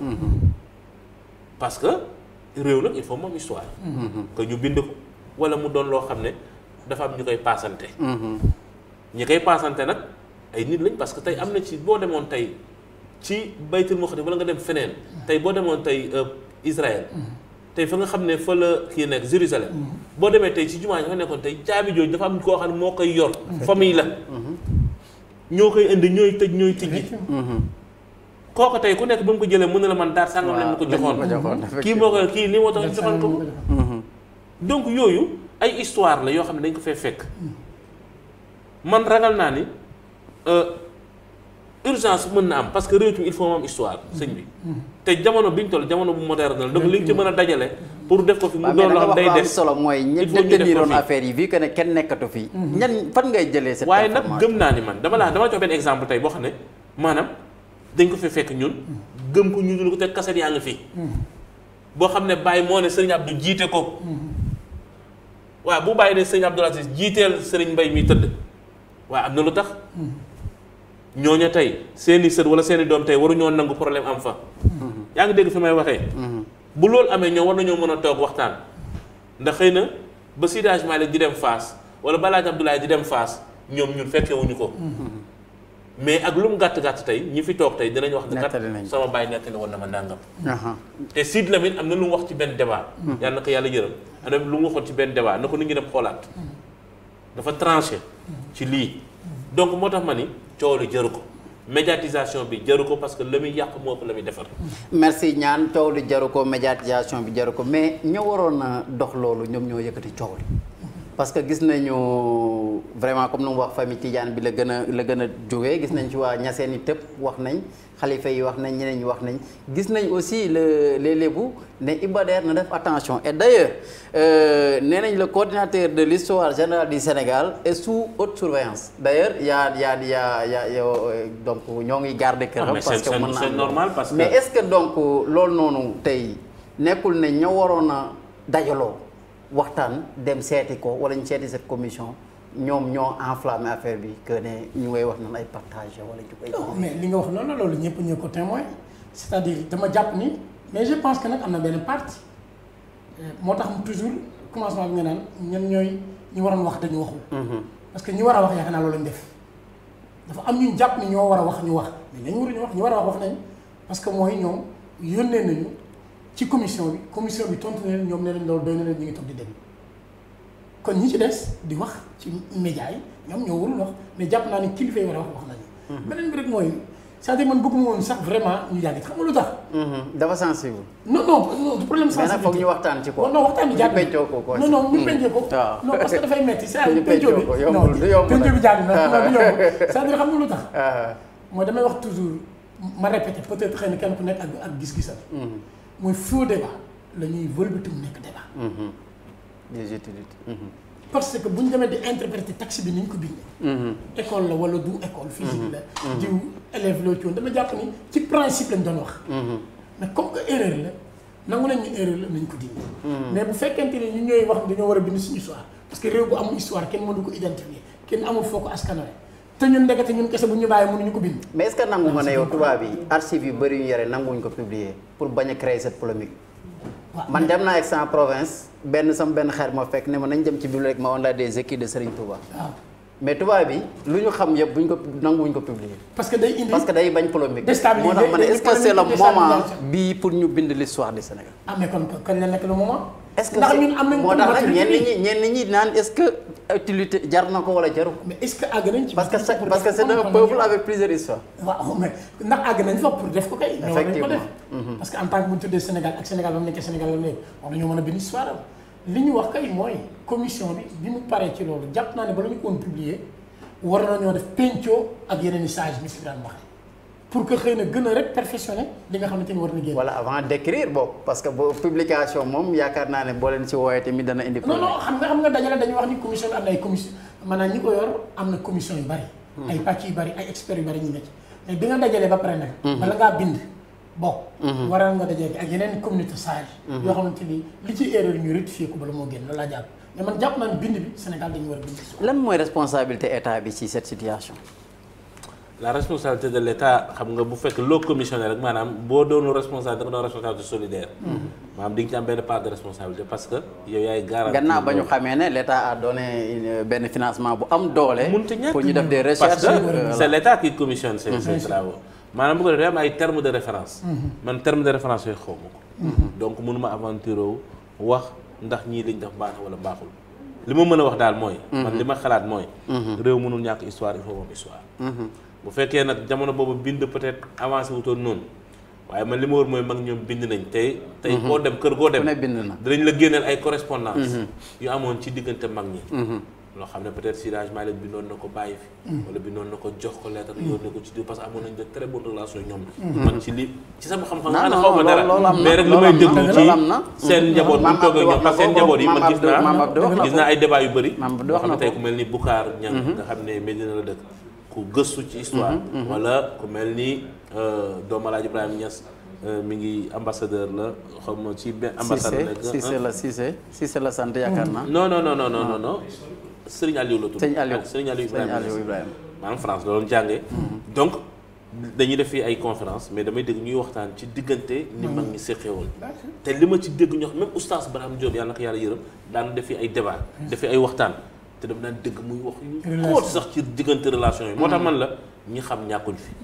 bu erreur amee wala interprétation parce que damay ragal sax nag question d'interprétation ci yenn termes yi ak ni ko nit ñi di déggee mais jarul pour man ci li ma gis jarul fëgg dën parce que mën na jur loo xam ne la muy yàq moo moo ëpp ëpp te ragal naa li mag ñi defaroon ak lañ jubloon te ñëpp daanañ dégg ñu naan de très bonnes relations yi nga xam ne Serigne Fallou amoon na ko ak Serigne Babacar Sy amoon na ko ak Cheikh Ibrahima Niass te ñoom ñoo bokkoon jamono te yaakaar naa ne relation yooyu bu fekkoon ne doonewuñ ko woon ci mag ñi loolu mënta am te tey ba tey mi ngi am ci diggante xale donc moo tax ma ni xaw ma de ndax dafa am kuy attiser ci suuf pour yëkkati problème boo xam ne nii waruloon am te problème bu délicat la boo xam ne mën na jur lu nekk parce que kenn jarul di fëgg dana jarul kenn taxaw naan kuñ ci dóor bal nangam nga non mag ñi yegguñu woon foofu billaahi yegguñu woon te ragal naa ni kuy toog di jaamu yàlla di julli waxtu yu juróom di wér la li ngay wér kii di wér de salaat fati kii di wér de leneen war te xelaat ne ci diggante boobu ñoom tey war nañoo am problème seen biir parce que lu ci nekk rek waxtaan te ku ci nekk yaakaar naa ne la taxoon a jukkat moo doon Sénégal jëm kanam Sénégal nekk ci diine l'islam ñi la wër yor jikko yu baax ba tey yaakaar naa moo tax tey lu bëri am Sénégal nit ñi mën a julli ci jàkka yi nit ñi mën a def nag te unité boobu am tey ba tey Sénégal toñante bopp am na fu mu jaar waaye ngal la nag loolu bu ñu ko yàq Cheikh lan moo war a nekk solution bi pour ñu régler ce problème là bi nga xam ne l'histoire bi lancé nañ ko tom yi génn na yeneen yi mu ngi waaj a génn lan mooy problème bi lan mooy solution yi non solution bi yaakaar naa mooy li commission bi wax ci loolu te mooy arrêté na publication bi dina jéem a récupérer li nga xamante ni génn na erreur yi ñu leen joxoon ñu jëm ko rectifier kooku yaakaar naa solution mais est-ce que loolu mu dana mën a nekk la solution définitive non parce que boo ko rectifier keneen dana loolu benn la bu jëm ci commission déjà am na ñoo xam ne génneguñ seeni bos te avertir na yaa démb maa ngi yaa di lébu ils ont dit que na def Ibader na def attention parce que nangam mais gisaguñu loolu xamaguñ luñ ci bind mais parce que dañuy artu parce que peut-être je sais pas waaw li ma bëggoon wax rek mooy li ci aju mooy yaakaar naa ne ñoom dina jur ci ñoom réflexion te mooy kon li ñu bindoon lépp téyeeku te génneeguñ ko yaakaar naa dinañ ko def pencoo ak ñi nga xamante ni waaw ak kër yi nga xamante ni laal la leen ñu waxtaan ak ñoom ba d'accord ci ñoom ay point de ko génne loolu tamit lu am solo la parce que nga bindal ma sama histoire man sama famille te peut-être am lu ma ci maîtriser loo maîtriser wu bu ma gisee ni nga ko bindee du noonu sañ naa laa wax ñu toog waxtaan ñu defaraat ko ñu doo ko génne loolu yaakaar naa su beneen rek ma li may woote mooy ñu gën a am retenu ñun doomu Sénégalais yi ñu gën a am retenu parce que tamit kenn ku nekk bëgg cee wax kenn ku bëgg fëgg sa dënn daf ñuy yóbbu foo xamante ne ni jàppaar naa dafay déstabiliser voilà sérénité bi nga xamante nga yax taalibe yi nga xam ne vraiment seen dënn tàng na fu mu toll nii non mais c'est-à-dire dama comprendre oui ou non y a ça qui existe waaw am na ñoo xam ne dañuy wax ni seen dama yaakaar ni kenn ku nekk na dellu waaw même ku sa dënn yëngutu ngir loolu war nga dal am retenu delluwaat ci kilifa li mu la wax te mooy yaakaar na Ibrahima wax na ko léegi kilifa yi ñu xam li ñu jàngal ak li ñu miin mooy ñu mus ñoo réeroo kon bu ñëwee ba tey ñun ñu des bëgg a réeroo ci ñoom loo xamante ni àndoon na ci am na day jur difficulté ñaan sa dernier message la may wax ce point là nit ñi daral delluwaat jàngale ji jàngi la seen maam ya nekkoon télé bi ak réseaux sociaux yi ñu nekk bu seen wàll nañ dem jàngiwaat jàngale ji nekkaat ci daara yi di julli ji waxtu yu juróom man damay d'accord bu ma gisee sëriñ mu ne taalibe yi la moo tax waxtu julli ñu ne aqimu salaat dugg leen ci jàkka ji julli ji sëriñ bi temps bi muy jël nekk ci réseaux sociaux bi di direct Facebook la yooyu mën naa ñàkk nañ dem jàngale ji waat jàngalaat nit ñi defaraat jikko yi moo gën man lii ma gis ñuy def ci kii pour man jëmul fenn te pourtant ci l'islam l'islam di forfa chaque jour yaa ngi dégg ñu naan ngir imam Malik ngiru keneen ay courant de passé la ku nekk parce que jamono yonent bi am na ñu fi fekkoon ak seen i saaba mais tey am na ñoo xam ne bu addis génnee nii lañ wax kii waxee ne donc te pourtant nit ñaa ngi dëwër ba tey di leeral di def ay débat kii nekk ci ngir yi ki nekk ñuy waxtaan ak nit ñi di leen leeralal chaque jour nga gis débat yi ci télé bi kii ne kii lii la waxoon ñuy leeral nañ ñoom kay moom kay buñ mënee kay nañ nag ubbi débat mais débat boo xam ne pour leeral ak xamal nit ñi jàngal defaat dërs yi comme ni ko nit ñi daan defee buñ julee tàkkusaan ba pare dajale nit ñi ci buntu jàkka ñu toog nga def dërs waxtaan loolu mag ñi daan rawante merci merci monsieur Niane ñuy rappelé Pencum Diaspora point dalal tey Cheikh Tidiane Seck président de l'association des Sénégalais de Sénégal de Bergamo Ibrahima Niane nekk syndicaliste fii ci JJL ñuy ëlbatiku nag ci suñu frère Seck après 2 ans après les députés de diaspora 2 ans après en mi-parcours émigré yi amoon nañ fi jafe-jafe ñu woote fi référendum créer des députés de la diaspora ñun ñëpp ñu tëb di fecc yi ne suñuy problème réglé nañ ko mais fan lañ ci toll tey boo doon def bilan boobu yow bu nga xam ne vraiment jiite nga communauté yaa ngi ci biir communauté. waaw jiite naa communiqué li nga xamante ni. te yàlla dogal ñuy préciser am nañ ci ñaar ñu nga xam ne ñun ak ñoom ñoo dëkk Italie kenn ki nekk Portugal. alors ñun liñ ci mën a wax xëy na du ñun directement ñun analyse lañ mën a def ak seetlu. en tant que li ñuy représenté te mooy communauté sénégalaise yi. certes que ne am nañu ay députés de la diaspora xam nañu seen liggéey yombul quand même parce que moyens yi demewul noonu. possibilité yi am influence. ci assemblée nationale tamit xam nañu yombewul noonu. donc mais li ma doon gën a xaar man. ci ñoom.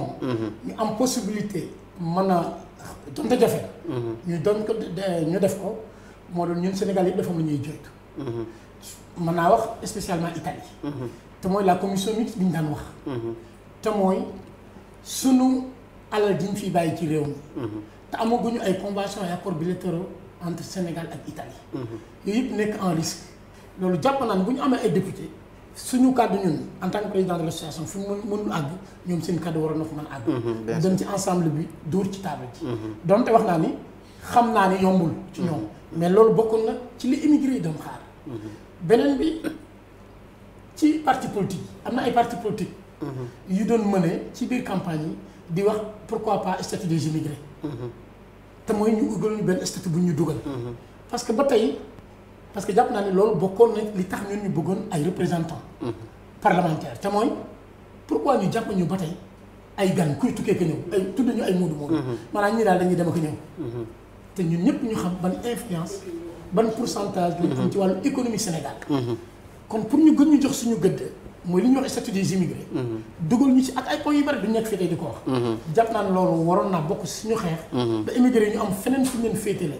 am beneen naw bu ñu leen naw mais rek ba ñu leen jàppee ay nit ñuy va-et-vient yu dem ak ñëw. jàpp naa ne loolu bokkoon na ci ñi nga xamante ni ñoo ngi leen di. attente yi ñu doon xaar ci ñoom. manque de moyens la manque de possibilité mais bokk na li nga xamante ni ak ñu ko ñuy laaj la même question à Ibrahima Niane bëgg na xam yow ban perception nga ci am ak le bilan de ces députés durant mi parcours.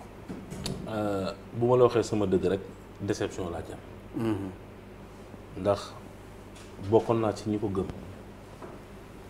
am na lu ma doon xaar tamit ci député yi donte amoo moyen amoo benn possibilité waaye gàmmu yeeg màggal yeeg yooyu moom duñ ko rate ak xew yi.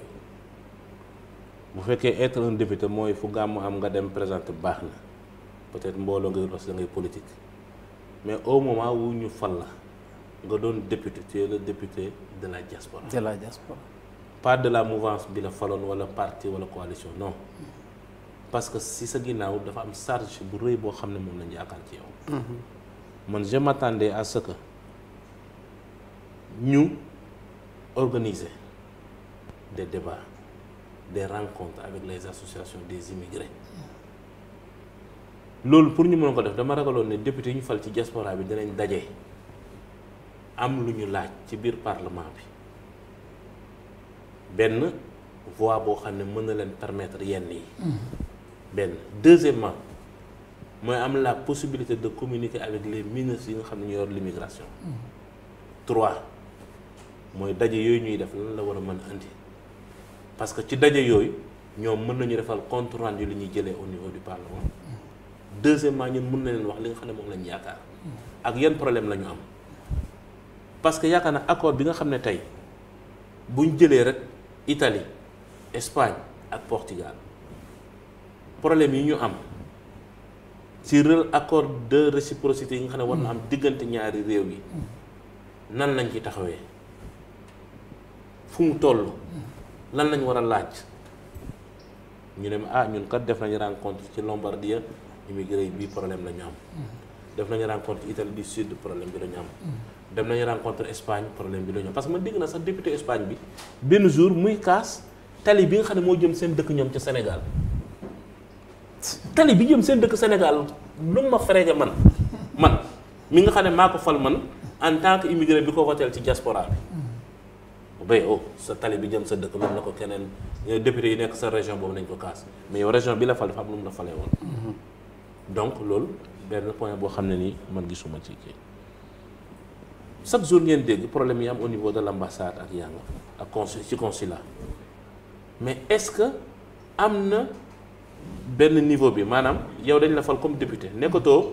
député parti démocratique sénégalais. nekkatoo AFP nekkatoo fële. yow député du peuple nga. député de la diaspora nga. donc warul am clivage politique entre yow ak l'ambassadeur wala yow ak consul. dafa am benn relation boo xam ne ni peut-être bu ngeen waree xeex ci politique bu ñu demee ci terrain bi mën ngeen fa mais bu am na rôle boo xam ne yow da nga ko war a téye. muy équidistant entre les partis ak autorité bi. parce que problème yi immigré yi di am yow ci ñi ko war a saafara si nga bokk. man ñëw dégguma benn yoon bokk bu ma leen rencontré wala ma gis leen ñu ne ah ñun kat. jéem nañ jot consul. pour waxtaan ak moom consul négaare ñu incontro. dinañ ñëw ci. donc maanaam man bokk ci 2 ans yi ñu defagum bu dee lii mooy tax jarul ñuy fal député immigré. Cheikh ñaata yoon lañ la rencontré les députés de diaspora depuis 2 ans et demi. ñaata lañ la rencontré yow Cheikh en tant que responsable de la communauté sénégalaise qui est à Brikama. wala bokk assos bi. alors rencontré comme assos bi non.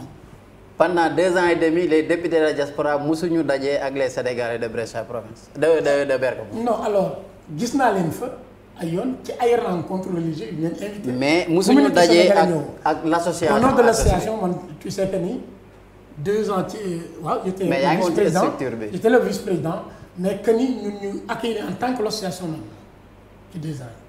gis naa leen ay yoon nag ci ay rencontres au niveau de la Bergamo. et à Brescia on peut confirmer aussi que ne musuñu fi ñëw daje ak l'association. au nom de l'association à Brescia. au nom de l'association ci 2 ans yi.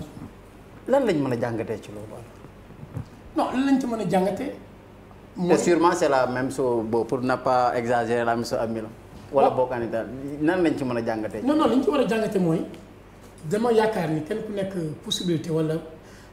du ma ko tuddee pouvoir c'est-à-dire prérogative bi nga am da nga war a am staff da nga war a am équipe bu ànd ak yow ci liggéey bi Ibrahima bi dama wax lu am solo. mais est-ce que le staff ça doit être un staff am na mais est-ce que staff politique la war a nekk wala staff. non ci loolu laay ñëw mooy li Ibrahima doon wax c'est-à-dire staff li mu bëgg a wax équipe bi mooy loolu dafa am ñoo xamante ni dañu war a jàppale dimbali la xalaatal la te mooy rencontre bi ñu la xasee fan nekkatoo politique. yaa ngi koy wax léegi ni kenn ku nekk ñun acteur politique ñekk fa nga bokk. mais bi ñu ma xasee fal un président de l'association. tu es le président de tout le monde. je suis le président de l'association la représente. politique bi fële laa koy teg. saa yi bu jotee la ñuy dem laal ko. c'est-à-dire dama jàpp ne casquette boobu la ñu waroon sol moom la ñu war a sol te mooy sol en tant que casquette député da nga war a représenter tout le diaspora bi yëpp mooy représenter. alors li tax ko doon wax staff mooy équipe boo xamante ni idée yi ñu doon wax ñu ngi la koy xalaatal te mooy rencontre même bu dul périodique mais ci 2 ans yi. jàpp naa ne ay rencontre mais bu doon 1 an bi jeexal nga au nord et au sud. bien sûr beneen 1 an bi ngeen ànd jeexal Espagne. je pense que ci 2 ans yi benn résocompte synthèse ci diaspora bi ni ñuy dund en Italie en Espagne en Portugal war nañ ko mën a am. effectivement muy lu wér. jàpp naa ne loolu lu manqué la. moo tax ma doon wax staff équipe boo xamante ni dina la mën a gën a xalaatal ko mais suñu problème la en tant que sénégalais mooy politique saine kooku ñun ñëpp laa koy wax. politique politicienne maanaam du ñu gaaw mën a distinguer fii politique lay def fii nag dafa am leen lu ma représenté. responsabilité bi moo ci war. je pense que loolu il faut ñu gën ko séparer. gën koo xamee loolu mooy tax. moo am efficacité. ñaan je pose la même question ma laaj sëñ Cheikh léegi ñaata yoon la les députés de la diaspora rencontré en tant que l'élite en tant que benn référentiel à Brescia. non si cadre travail quoi waxtaan benn du ma ko personnaliser parce que peut-être man. non pas ci ñi gën a suufee ci catena bi laa bokk maanaam personnaliser quoi. non maanaam. rencontrer en tant que personne ressource je veux dire. man non mais loolu rencontrer man personnellement sax dama naan du am sens li ma gën a loon mooy bu fekkee ne ñoom dañ leen a fal association yi province boo dem am na association.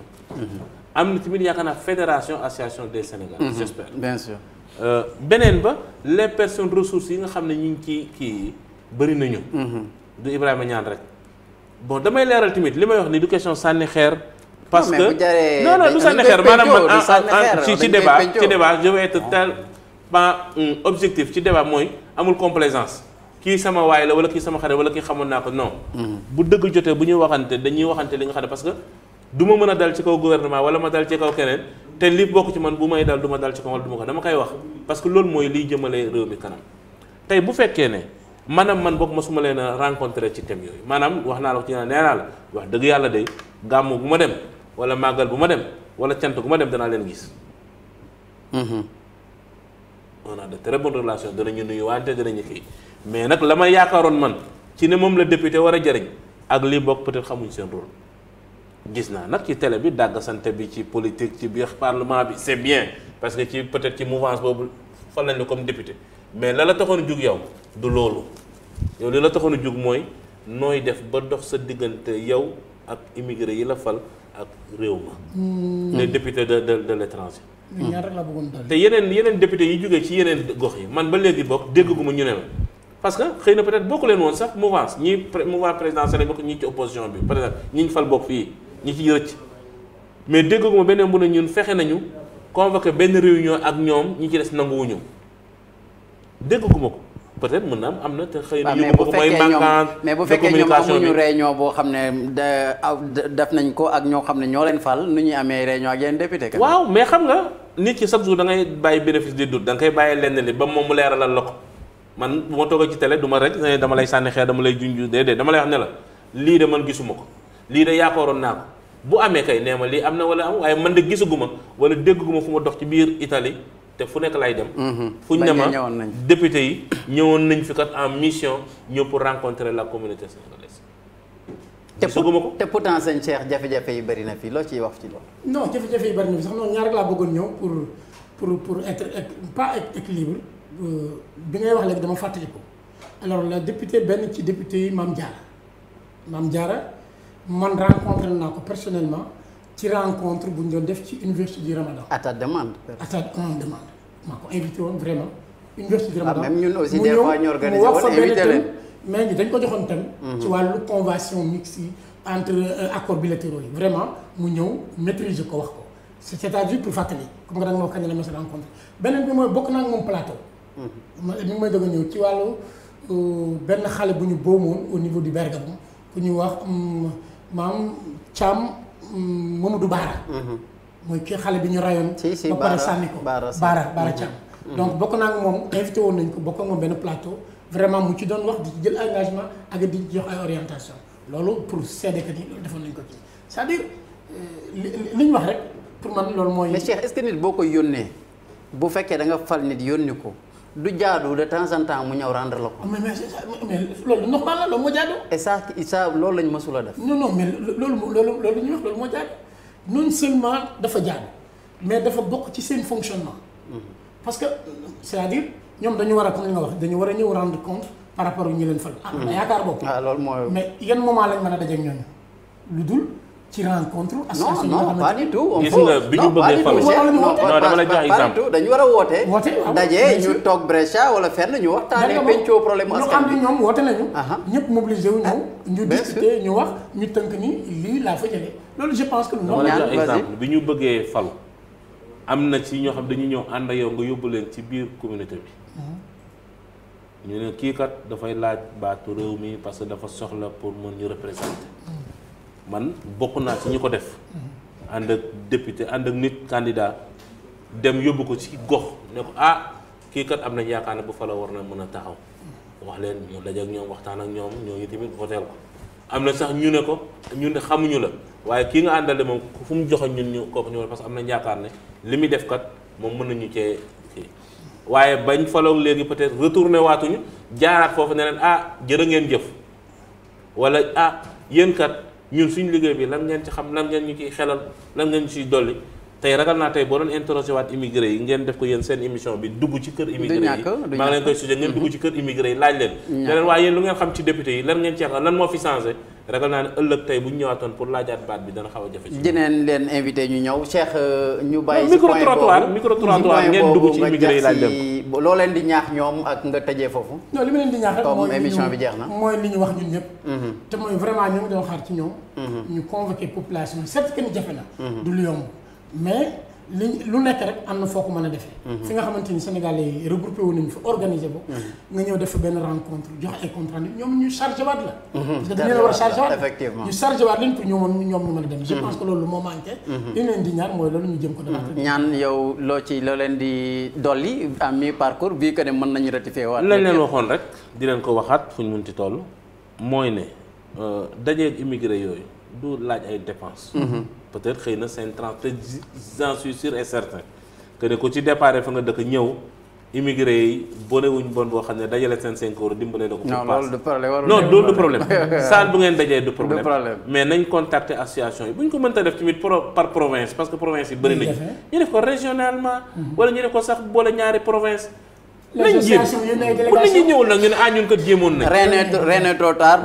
donc appel boobu la ñu amoon bu ñuy lancer les députés de la diaspora bo vu que ne à mi-parcours la dinañ jéem a xanaa ñoom retourné waat ci askan bi jéem a waxtaan ak ñoom comme ni ko sëñ Cheikh waxee ñu karike waat leen ñu départ ñaan ñu bàyyi la nga tàggoo. waaw maa ngi nuyu ñëpp di ziar ñëpp di baalu àq ñëpp parce que débat yombul boo waxee peut-être am na ñoo heurté seen sensibilité am na ñoo xam ne peut-être li nga wax gisee wuñ ko comme ni ñu ko gisee mais. loolu mooy démocratie moom mooy dimbale nit ñi tamit parce que ñëpp mënuñ ala kulli àll ñëpp mënuñ bokk d'accord ci lépp mais daal li ma ci wax yëpp maa ngi leen di seedal ni seet naa ci yàlla ci li may wax ragal naa ci yàlla itam waaye ngir lu jëmale askan bi kanam rek moo tax ma wax ko donc maa ngi baal ak ñëpp di balu ñëpp ak di ñaan yàlla jubale xol yi dimbale waat suñu réew bañ delluwaat ci jàmm lépp li nga xam ne mu ngi fay jëm yëngu comme ay yàlla fay ko immigré yi tamit yàlla dimbali leen jàppale leen ba ku nekk yàlla may la sa càkkutéef nga delluwaat ca la nga nekk. jërëjëf sëñ Cheikh. waaw li nga xam naa bi ci njëkk di leen remercier ci invitation bi vraiment di ko rafetlu. di remercier staff li nga àndal yëpp waa régie ci wàllu ADI yi. ñu ngi leen di vraiment encourager. di wax ne lii tamit lu am solo la. ñu am possibilité. les pencoo. waaw c'est très important waxtaanee actualité macha allah lu am solo la. xëy na parce que xëy na. ñoom fi ñu mën a àgg ñun suñuy baat ñu kese mënuñu fa àgg loolu ñu ngi leen ci encouragé vraiment xëy na rek li ma bëggoon doole rek mooy nga baal ñu ñuy massaw parce que ku na xam ne ni ñun ñëpp ñoo ngi fii te suñuy xel ne nga Sénégal pourquoi dañoo am li ñoo tudde mbënd mi inondation ndox ma yàq na fa ay kër yàq fa ay quartier yàq fa ay tëli kon suñu mbokk yooyu nekk ci biir ndox ma ñu ngi leen di massaw bu bokk ak ñoom coono yi yaakaar naa ku ci amul directement tamit am nga mbokk mu ci nekk te loolu xëy na ay manquement la xëy na beneen yoon dinañ ci waxtu bi moo ñu tënk mais programme woon nañ ko incha allah parce que tamit am na ay responsabilité yoo xamante ni kenn ku nekk xëy na citoyen bi am na ci responsabilité mais état am na ci responsabilité ñu ngi gërëm di baalu àqu ñëpp bu ñu waxee lu ñu jum ñoo ngi koy jégalu jërëjëf Cheikh Tidiane Seck président de l'association des Sénégalais de Bergamo jërëjëf monsieur Ibrahima Niane CGL syndicaliste CGL Filéa bu Brescia di leen sant di leen gërëm di gërëm waa Régie Bara ak le DG Omar Ndiaye ak ñëpp ñu nga xam ne ñoo ngi nekkoon ci caméra yi di leen jox rendez-vous dans 15 jours jërë ngeen jëf.